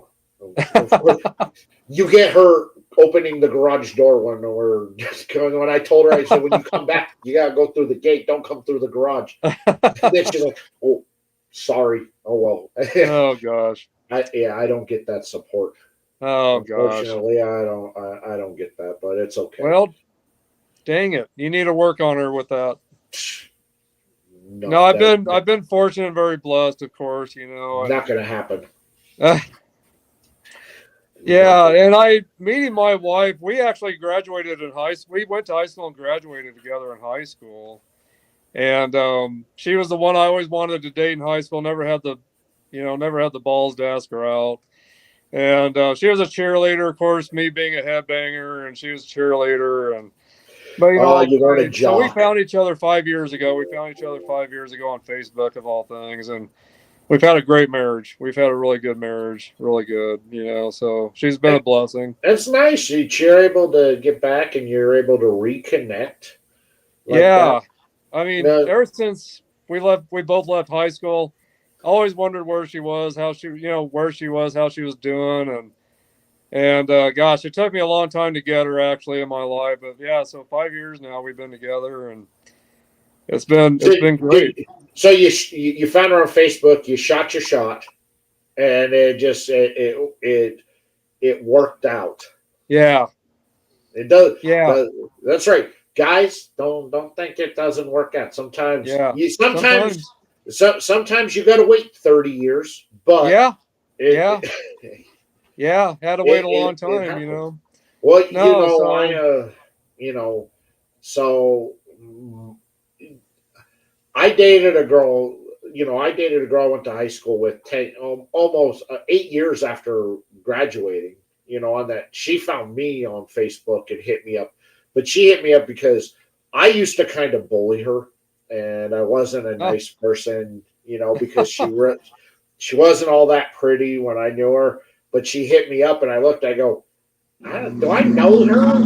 But then I saw it, and I'm like, holy cow. I was like, damn, what happened to her? Okay. All right. And so I played out the friend game with her. I wasn't playing the I'm trying to get with you game. But she was in a relationship with a guy, and he was not nice to her. He was very emotionally and mentally abusive. And I kind of was the friend to be that. I was like, you should leave this guy. I got nowhere to go. And I'm like, yeah, but it's not doing you any good, because that type of mental and emotional abuse is going to lead to something else. And you don't want to be that victim of that. And then one night, knock on my door. She's like, I left him, but I got nowhere to go. And I'm like, I was seeing a girl at the time, and I was like, oh, okay, well, I got a couch. You're welcome to stay here. And then one thing kind of led to another thing one night. And that ended up, she ended up posting in a relationship status with me. And that's when everybody knew. And then that girl started blowing up my phone. I'm like, wow. But, it just, it was there. And then when we broke up, but then I saw she got married, and she got married to some nerd. And I'm like, she couldn't replicate how awesome I was in her relationship. She had to go down to a guy who's more nerdier than me. Oh, wow. That's a story. That's quite a story. That's right. Now, I got baby mama in there, and I told her, I go, you're 26. You're past your prime at this point. I got to trade you in on a newer model. Oh, gosh. I was just thinking, we both look a lot different compared to last year. You had a big heavy coat on and big Well, head covering because of how cold it was. It was cold that night. It was, and I had just shaved off my beard at the time. I'm big growing it back, but so we both. Not only that, I got a hoodie on and Yeah, I see it. shorts. I got shorts on too tonight, but You know, it was colder than they said it was supposed to be today. what is the temp over there right now? Would you say? Do you think? It says it's 37 right now. Yeah, it's about what it is here in Kimball. Yeah, about that. Yeah, I'm not ready for winter. I don't know. It's supposed to be almost setting, but it's supposed to be almost 70 tomorrow. I know it. Yeah, the weather's been crazy. I'm not ready for winter though, by any means. I'm not ready. I don't know. I was in the warehouse most of the day today, so I didn't have to venture outside too much. Yeah. So wearing the shorts wasn't too bad. I wore shorts today because I was like, oh, it's gonna be 65. Oh, nice night. And it was not. Wow. It was very cold, very chilly and windy up in Scottsbluff today. Wow.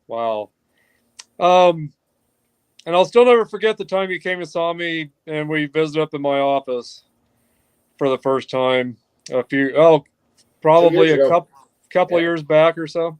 Yeah. I'll never forget that. I really appreciated that. I'll never forget that. And you are the one that got me into boutique cigars. What? You're the one that got me into boutique cigars. I've really grown a huge passion for boutique cigars. It's about all I smoke, man. Yeah, it's very hard for me to find something that's not. I mean, in I love diesels and I love Padrones and diesels. Opuses. I love all that, yeah. But I think 90% of what I smoke anymore is boutiques. Yeah. So thank you. There was a whole other world of cigars that I never knew about after I got into cigars. I never knew there was this whole other side of cigars, these boutiques. Well, and I hope a lot of the brands that I have on, you've gone and you've checked, you've checked them out, bringing on some of these brands, out there that it's like, I've never heard of that brand before. And you're like, well, it's why I have them on to if you, go and check them out, picked up a $5. I try to give websites that they're available on that you can go and right. Of course, if you want to pick up your GTOs, you can always go to Black Box Cigar Club and pick up GTO cigars. You can use my promo code and save some coinage out there. They're a great, fantastic preferred retail partner of mine. Okay. Dantley doesn't pay me to say that stuff. I just say it because it's true. And not because Dantley sent me this awesome $5 of GTOs for my birthday. Right on. Again, he's a business. He didn't have to send me anything for that. And he gave away 2 $5s as well. Wow. During the birthday. I gotta check those out. Definitely. So he didn't have to send me any of that, man. I love it. Dentley's such a great dude. Black Box Cigar Club, great place to go and buy. Or if you're looking, check that out. If you're looking to expand your horizons on a boutique cigar of the month club. Okay. Can't go wrong there. Yeah. And TBC's got a great, cigar of the month club too. So I don't know. The boutique cigar, they've got some of the best name boutiques I've fortunately ever had, and I know you have said the same. But I've got to check out GTO. I got to check that out. Just in case, the October Black Box Cigar Club out there. I don't want to say who that guy is that contributed to the box this month, but right on. With mine there from Broncana Cigars, there, the Classic Royal was my contribution to the members selection. That is great. So that is great. I contributed in there. So I hope everybody, if you get it, if you're into Black Box Cigar Club, I hope you like the Broncana cigars. It's one of my favorite sticks from them. Humble brag, just like the April 2024 box where I curated the whole box for the month. So Wow. How You know, was so the? I'm just that's more of a humble brag on that one. That one I was so nervous that people weren't gonna like the sticks that I selected for that month. I'm like, I don't know, man. I hope people like it. And then Danley was like, look, the box sold out, and then all the extra boxes I curate that I put out there, so people want to just pick up a single box sold out. Everything you recommend that I put in sells out, and I'm Yeah, like, you know oh, that's a I'm great like, good. idea. I need to talk to Ira about that. He should not to put any pressure on him, but I think it'd be really cool if I were to let each of us ambassadors each month choose what we think would be good in that you know cigar of the month club. That's a I good think idea. so because I got to say, you know, I've never had above the flame cigars, and that gave me an opportunity to try a brand I've never heard of. Right. But Right. through Black Box, I've been exposed to so many new brands I've never heard of before that Yeah. the stick is so good. I reach out to them like, dude, I gotta bring you on the show. I gotta know about you and your story. You know, Right. and a lot of those brands have came on, and I really I you know, and again, you know, out there, but there, you know, again, Dantley doesn't pay me to do any of this stuff. I don't get anything free from Dantley out there. I promote the shop out there because he has a really good shop if you're really into wanting cigars from brands that you've never heard of. Yeah. Well, they couldn't get a better guy to do it than you to represent them. Well, yeah, so every month in the box, and you get all, you know, tells you about it, and then a little mock up about the cigars. I know it's hard to read because you That's know really cool. a little out there, but you know, again, it's just, you know, you get nice information in the for every month. Yeah, you know, Nice. the yeah, you get out there. Plus, and then if you want, you know, if you want a bit more detail, you can always go over to the website and then search for that cigar, and it gives you way more information than what you get this little blurb. Which, you know, again, it's so small I can't read that. My eyes, I'm an old man. I can't. I got to go over to the website to read. Yeah. You know, Yeah. I can't read that. I couldn't even tell you what he says about what my selection was. Huh. And oh wow. Now how can I get a hold of that? How would I Black get a hold Box of that? blackboxcigarclub.com. And Okay. of course, you can use the promo code there, 505 review, Okay. and that'll take some coinage off if you want to buy any of the sticks from the store, or give you a discount off of your first monthly subscription box. Okay. Okay. And what does that run a month for that usually? With shipping, it comes to $46, which is Okay. $39 plus shipping comes out to Sure. like $47. Well, that's a And good deal. you get anywhere from 4 to 6 Okay. cigars a month That's a good out deal. there. That's You a good know, deal. Yeah. I love Conscious cigars, so that was a great pick in there. Mount Olympus cigars out there. Love his stuff, and of course, he's going to be on the show in a couple weeks. Okay. So Good. out there, I got exposed to Above the Flame, a brand I've never heard of before. Wow. Out there, you know, and I you know, and I keep all of the, you know, I keep them all out here because I don't, you know, again, Yeah. when I smoke, I want to kind of know about what we got out, you know, what's out there. You know, Sure. Bongani cigars, excellent sticks out there, royalty cigars out there, you know, Okay.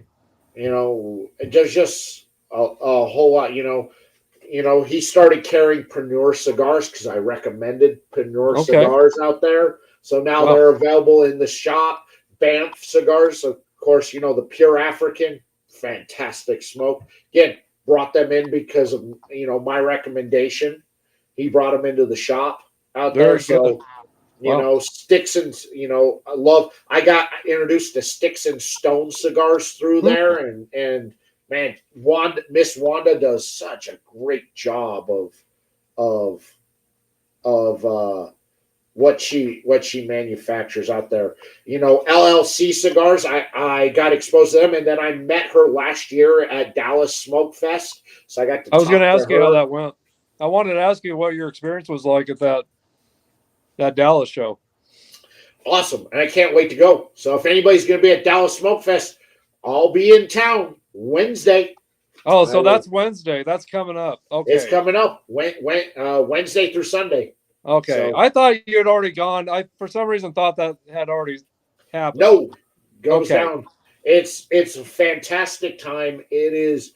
I gotta tell you, I had so much fun last year. I didn't feel like I was working, and Wow. and all the events were amazing. Whether you're looking to go into a single event or you wanted to buy the VIP package and do everything, there's something for everybody.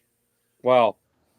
Maybe TVC will eventually be there. That's something I'd like to see TVC be at eventually. That really.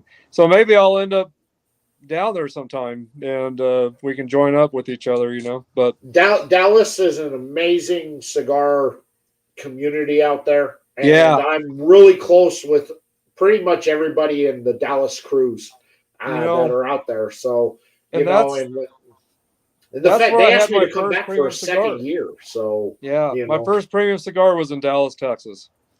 That's where I got. That's where I got to know what real premium cigars were about, what they were, through a couple ex Dallas Cowboys of all things that I got to have the privilege of meeting up with.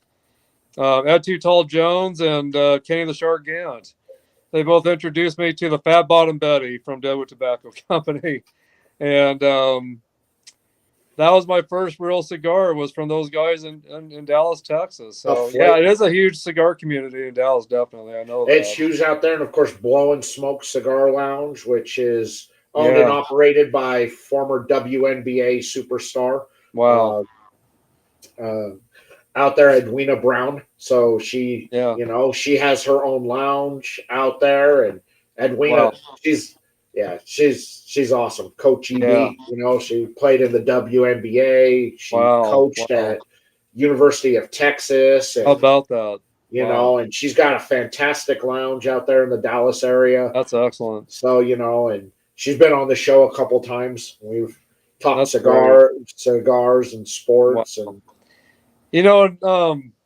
Last October I got to go to Pittsburgh for the first time. Got to go see Pittsburgh for the first time. Got to be on a podcast down there, the Cigar Junkies podcast.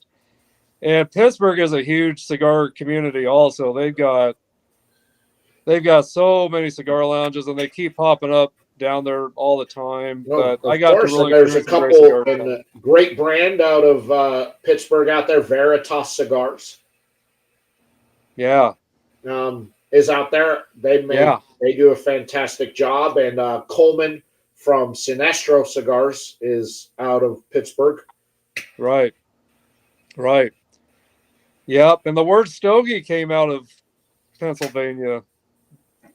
That was that's where that name came out. It was out of Pennsylvania, around the Pittsburgh area. So, of all things, Yeah, I don't yeah. see Eduardo in here tonight. He would beg to differ that Woody, Philadelphia's better.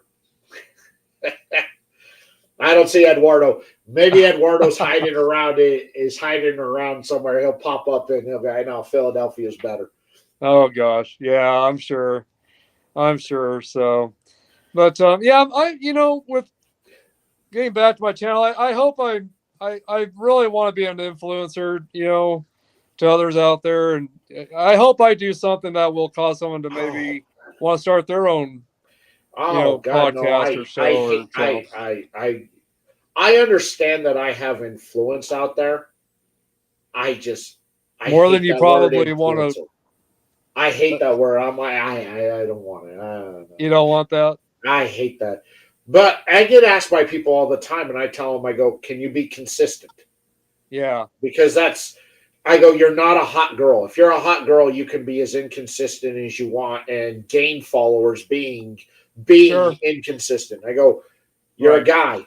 You have to be consistent. So when can I expect content? I need to know because I'm gonna if you are not consistent with your content out there, I agree. nobody's gonna watch you. You're not gonna Yeah. have anything. You Yeah. know You'll what? lose your following just as quick as you've gained them. Of course, Yeah. when And I do. I I try to take stay consistent with what I do. I really I do. take the month of December off and I really don't smoke at all. But you get posts from me every single day. Yeah. I got stuff that that I'm doing now that will post in December. Yeah. And Yeah. for when I kind of take the month off out there, and one, it's really cold and I don't want to be out here, but two, it give my palate an opportunity to rest. Sure. So Yeah. you got to be consistent, and I've got a few things that I'll pre-record to put up on the channel. Right. So you consistency, and most people can't do the consistency. Yeah. And I'm Exactly. like, and I go, and what's your channel going to be? What's going to make me want to watch your channel? What are you going to do that's different? Right. Because if you're going to do the same thing everybody else does, I'm not interested. I don't, Exactly. not to be mean, but I don't care about the same cigar everybody has reviewed 9 million times. Yeah. Right. I don't need to know what you think about it. I know what Yeah. I think about it. I've smoked Right. it 1 million times. Everybody Right. else has. What are you going to do that's different? And what are you Absolutely. going to do to be consistent? Right. If you can't tell me what makes your channel different, then I'm not going to watch. And if you can't be Right. consistent, you're going to lose me because I want to know, when are you putting out videos? What day of the week? Are they going to drop at about the same time every week? Same Yeah. day? And once you start having those conversations with people, they realize I probably don't want to do that. Right. I go, you're better off just posting photos of now smoking on Instagram. That's the best thing Yeah. you can do. Right. Yeah, I really try to keep myself pretty consistent, depending on how my work goes. I mean, sometimes my work gets in the way, but 99, I mean, I can guarantee you pretty much 99% of the time I'm going to have new shows up on Thursdays and Sundays. That's when I really do my content. Thursdays and Sundays, I'll throw some things in between. I've been doing a lot more shorts. I've been doing a lot of shorts because have realized that people's attention spans are a lot different than what they used to. So I've got my followers that really love my shows, so I'm going to continue doing that. But then I've got some followers that really love the short videos, so I've been really throwing that in between and doing that consistently, and so yeah, you got to stay I consistent for I sure. I wish I tried doing the shorts. My problem is I like to talk too much, That's and me too. I can't fit it into 90 seconds. Yeah, Like I really try out there to do it. I try to do unboxing stuff as yeah, shorts because that I yeah, can kind of fit that into 90 seconds. yeah, But anything else, I wish I could master down the shorts and get it because I'd love to do that. yeah. Mine are You do a usually fantastic around three job. minutes. Yeah, Yeah, yours are good. I just yeah. I haven't learned how to master that. But one day I will. One day Yeah. I will. It's really brought more followers to my channel, doing more of the shorter stuff too. So it's helped my channel. It really has, Look, because there's I just noticed the difference. Like I noticed a difference. I've got two shorts that have got a lot of views on them, and so yeah. I'm like, yeah, people, yeah, it gets a lot of views out there on them. You But know what my biggest, you know what my most popular posts are that are shorts are the Toscanos. All my Toscano shorts that I do have gotten anywhere between 1,000 to 4,000 to 5,000 views of the Toscano cigars. So I keep thinking maybe I have all my old archive stuff saved out yeah, there. I keep thinking maybe December I throw up some of the old review archive of some of like the greatest hit reviews I that'd be did. good. That'd be It's really like, cool. here's my first 1,000 viewed video that I ever did. You know, here's my first 5,000 viewed video. Here's my first 10,000 viewed video. You know, That's a post good those idea. up. You know, because some Yeah. of them it's like cigars that you wouldn't expect. It's like why did the Patel brothers review get 5,500 views? Mm. You know, it's just such a weird cigar to get that kind of viewage on. Yeah. But I remember getting that first video that got 1,000 views. I was like, I Oh, can't believe it. does that feel good? Oh yeah, it was like 1,000 people viewed this. Yeah, Why? it blows your mind. It Almost. did. I couldn't believe it because I had been putting out content for a month and I got first 1,000 view video in a month. Everything else was like 300 to 400 views. Yeah. But this got 1,000. Yeah, that's like, awesome. It was there, and then that first 5,000 view video, like Yeah. I couldn't believe it. And then I've had two videos that have topped 10,000 views. Yeah. And that's awesome. Those two, I don't know. I don't know what made those videos so special, and why those videos got so much traction. Right, you just did it at the right time, at the right place, right time. Well, one of them I knew was going to be, one of them I thought people would watch because it was a pre-release on a cigar that was really everybody wanted, and I was one of only a handful of people that got the cigar beforehand, and I put out the review the day before the cigar dropped, and 10,000 people viewed it. Wow. And then the other one was when Brian Destin of Pravada Cigar Club trashed me, and everybody came to watch the video to find out why he trashed me. Wow. Wow. And then 17,000 people viewed that video, and I had almost 17,000 comments of people going, "Why did he trash you? You didn't say anything bad." Wow.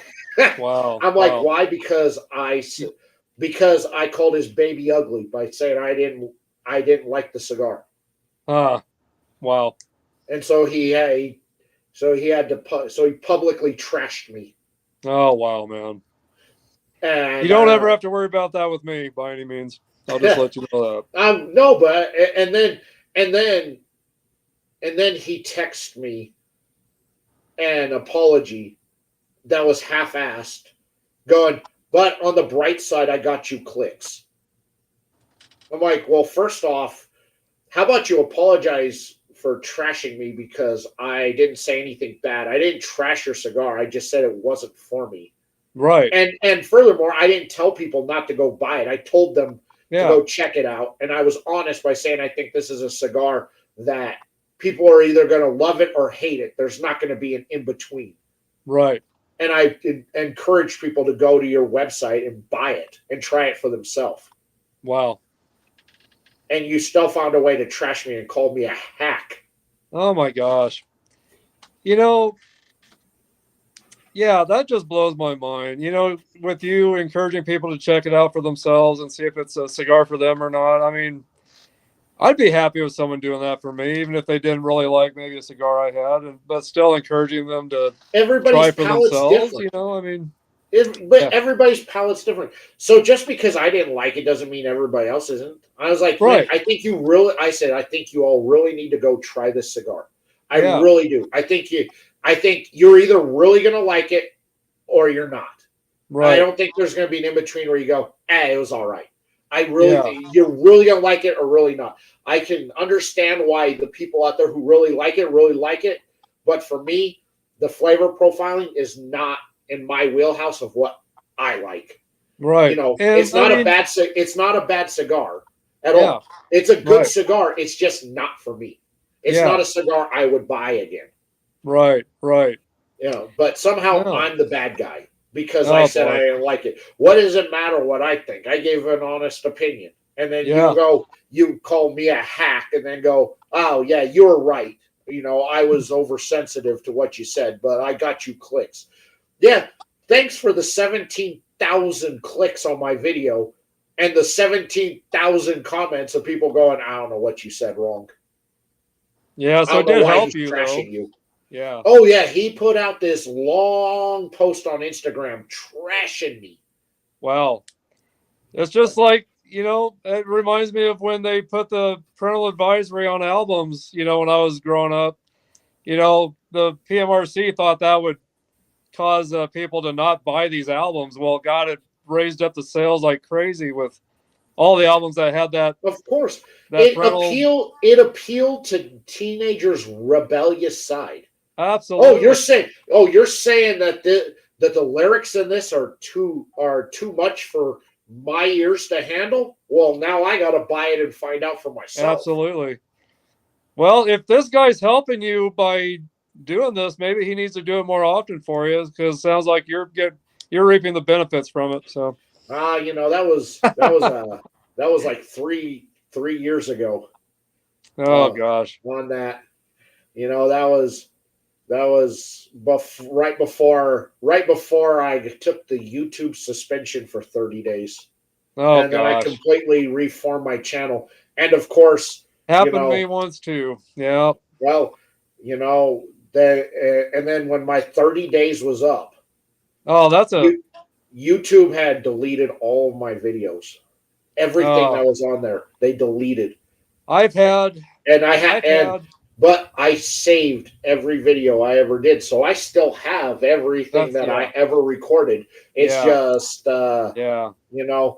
that just all that stuff got lost. And I was like, oh no. And I was a small channel compared to, and they were going after the big guys out there, Brian from Cigar Obsession, the OG out there, he took it big. And then Kevin Shahan from Cigar Prop, another big channel. Those two guys, but those guys got 7-day suspensions. I got 30 for a rule that wasn't even a rule. Yeah. I've had videos taken down off of my channel too, and I was in YouTube jail for 2 weeks, I think.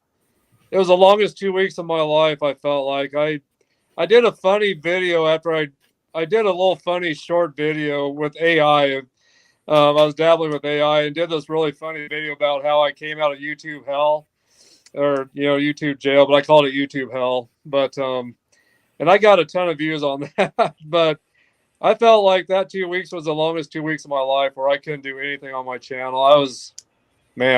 I didn't know what to do because I Yeah. had just got my first advertiser, and I was like, man, I can't start over.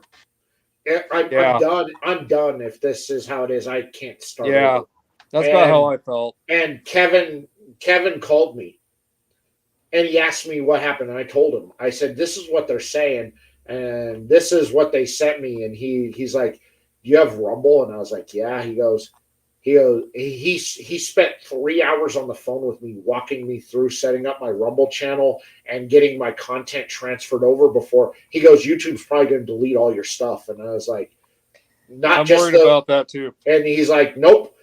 He's like, they probably will transfer. I go, I have everything saved on an external hard drive. He goes, good. And so he walked me through transferring everything over, setting up my channel and everything. And when that 30 days was up, I go to my channel. Everything was deleted except for shorts and posts. Wow. But all the lives were deleted. All the pre-recorded stuff was deleted. Wow. Yeah, and I've been getting slapped with the with the age restriction thing too, and almost all my stuff's getting slapped with that, and I've had videos taken down, and yeah. So, but I need to learn more about Rumble. I've got a Rumble account, but I need to learn more about how to. I like Rumble because I can monetize on Rumble. Yeah.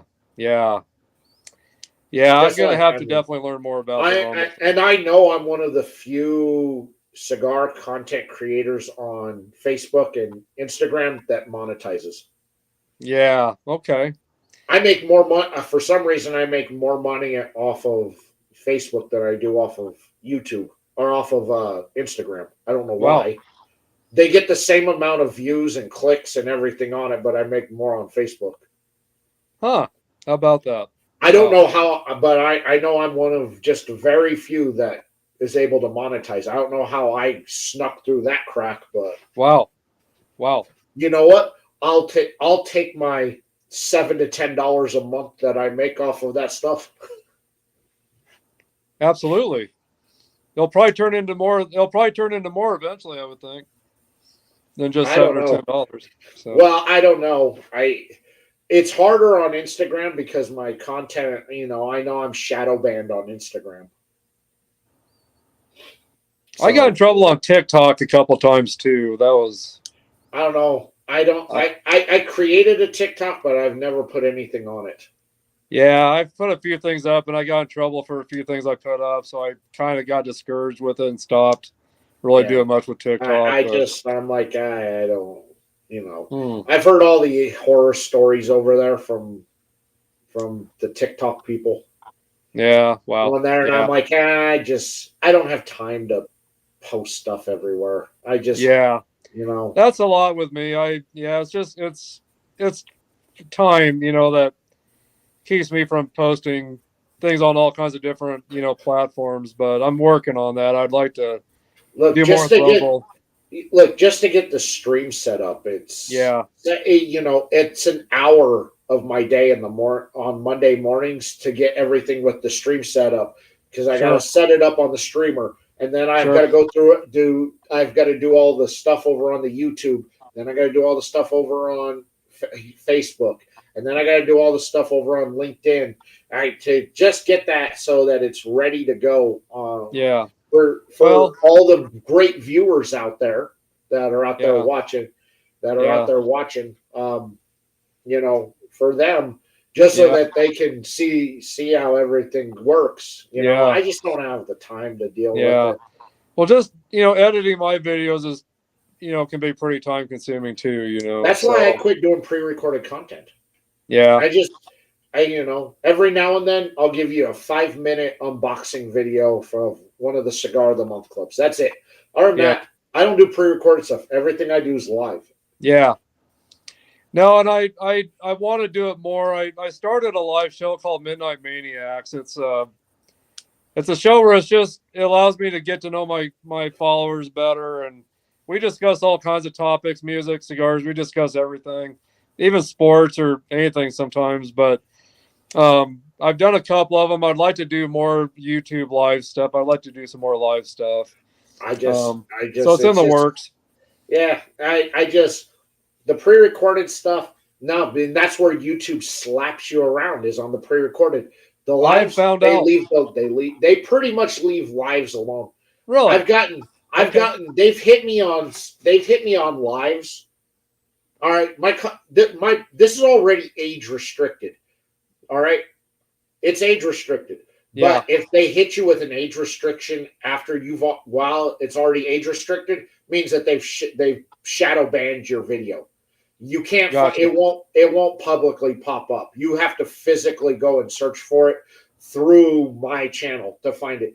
They've hit me on a couple on lives of Huh. stuff like 8 months ago. I'm Wow. like, well, I don't care. At this point, it's like, I don't care. You hit me with that. That was 8 months ago. If Right. somebody really wants to watch that interview, they can find it. But you Right.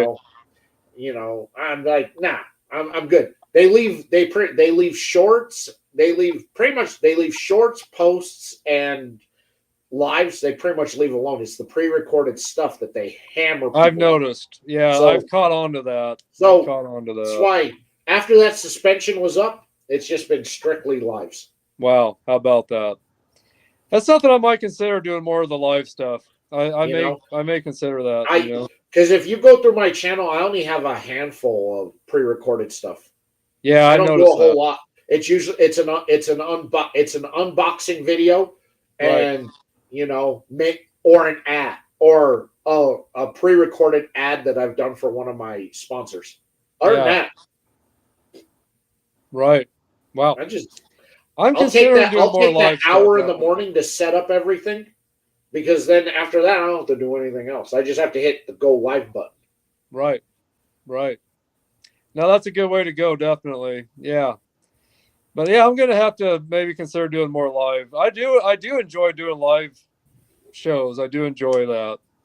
I really do. I love the connection I have with my followers, or anybody that's just passing through wanting to stop in and watch a little bit. But Sure. I really enjoy that connection with my followers with the live shows. I really do. I love So it. Yeah, I enjoy doing it. It's fun. yeah, When Brandy and I have a Tuesday night show we do live on Instagram, those shows just they do such big numbers because people, yeah, nobody's gonna watch it. Nobody wants to watch a review anymore unless you've got something exclusive. Nobody's watching a pre-recorded review. I'm yeah, sorry for those right, of you out there that think that you're gonna do a review. Nobody's watching it. I'm sorry. yeah, But yeah, but when we do the live review and we have the brand owner sitting in the hot seat doing the while we're doing the review, people tune in over on Instagram to watch Brand. I think they're just tuning in because Brandy's a oh hot chick. sure, sure, Brandy's a very attractive young lady sure, out there. But people right, tune in and people will watch that live. And then yeah, I download the live and I'll throw it up over on my Rumble channel. So if you wanna catch it, you can. But again, I only post that up there for the people who don't do Instagram. That's about it. right, right. No, that's a good way to go. Definitely, I agree. Live's the best way to go, man. Because Yeah, and you get absolutely. that personal interaction because everybody in the chat that has questions, they can just pop that up, and you as the guest can answer that question immediately instead of having to sift through comments, in a video to answer specific questions. People are getting Right. their question answered immediately. Yeah. No, and that's a great thing, definitely. And I really, it really has helped me connect with my followers on a deeper level, and so it's a good thing to do. And I'm going to be considering doing more of that myself, actually. Yep. Yep. So You just So don't anyway, get a whole lot of pre-recorded stuff from me at yeah, all. yeah, That my next you may for December you may get an unboxing or two in December, and then of course my top 10 list for the year, which was what all these small brands like wait right, to see my top 10 list. right. And and I can already tell you this year there is a new number one cigar. Black Star Line is not going to go for a three-peat, unfortunately, this year. Yeah. There is a new number one brand out there, and so far, no other brand that I have had has been able to top Huh. that. What is my number one for the year? Wow. It has been number one since.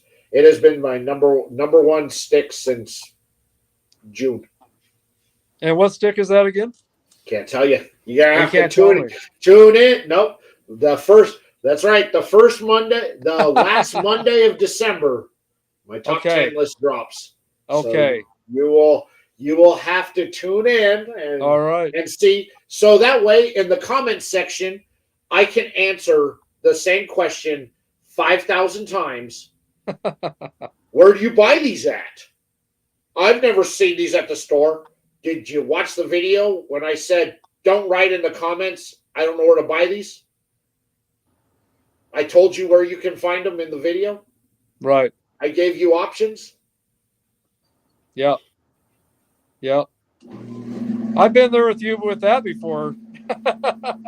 Where What I've do you asked know? you, and you're Well, like, yeah, I mean that's I don't mind doing that, but in the comment, look, yeah, I understand it's a top 10 list. I've never there are brands a lot of people haven't heard of. My local shop doesn't carry it, but when I tell you in there, boy, right. most of my preferred retail partners, and you can click that link that's there for my preferred retail partner, sell a lot of these.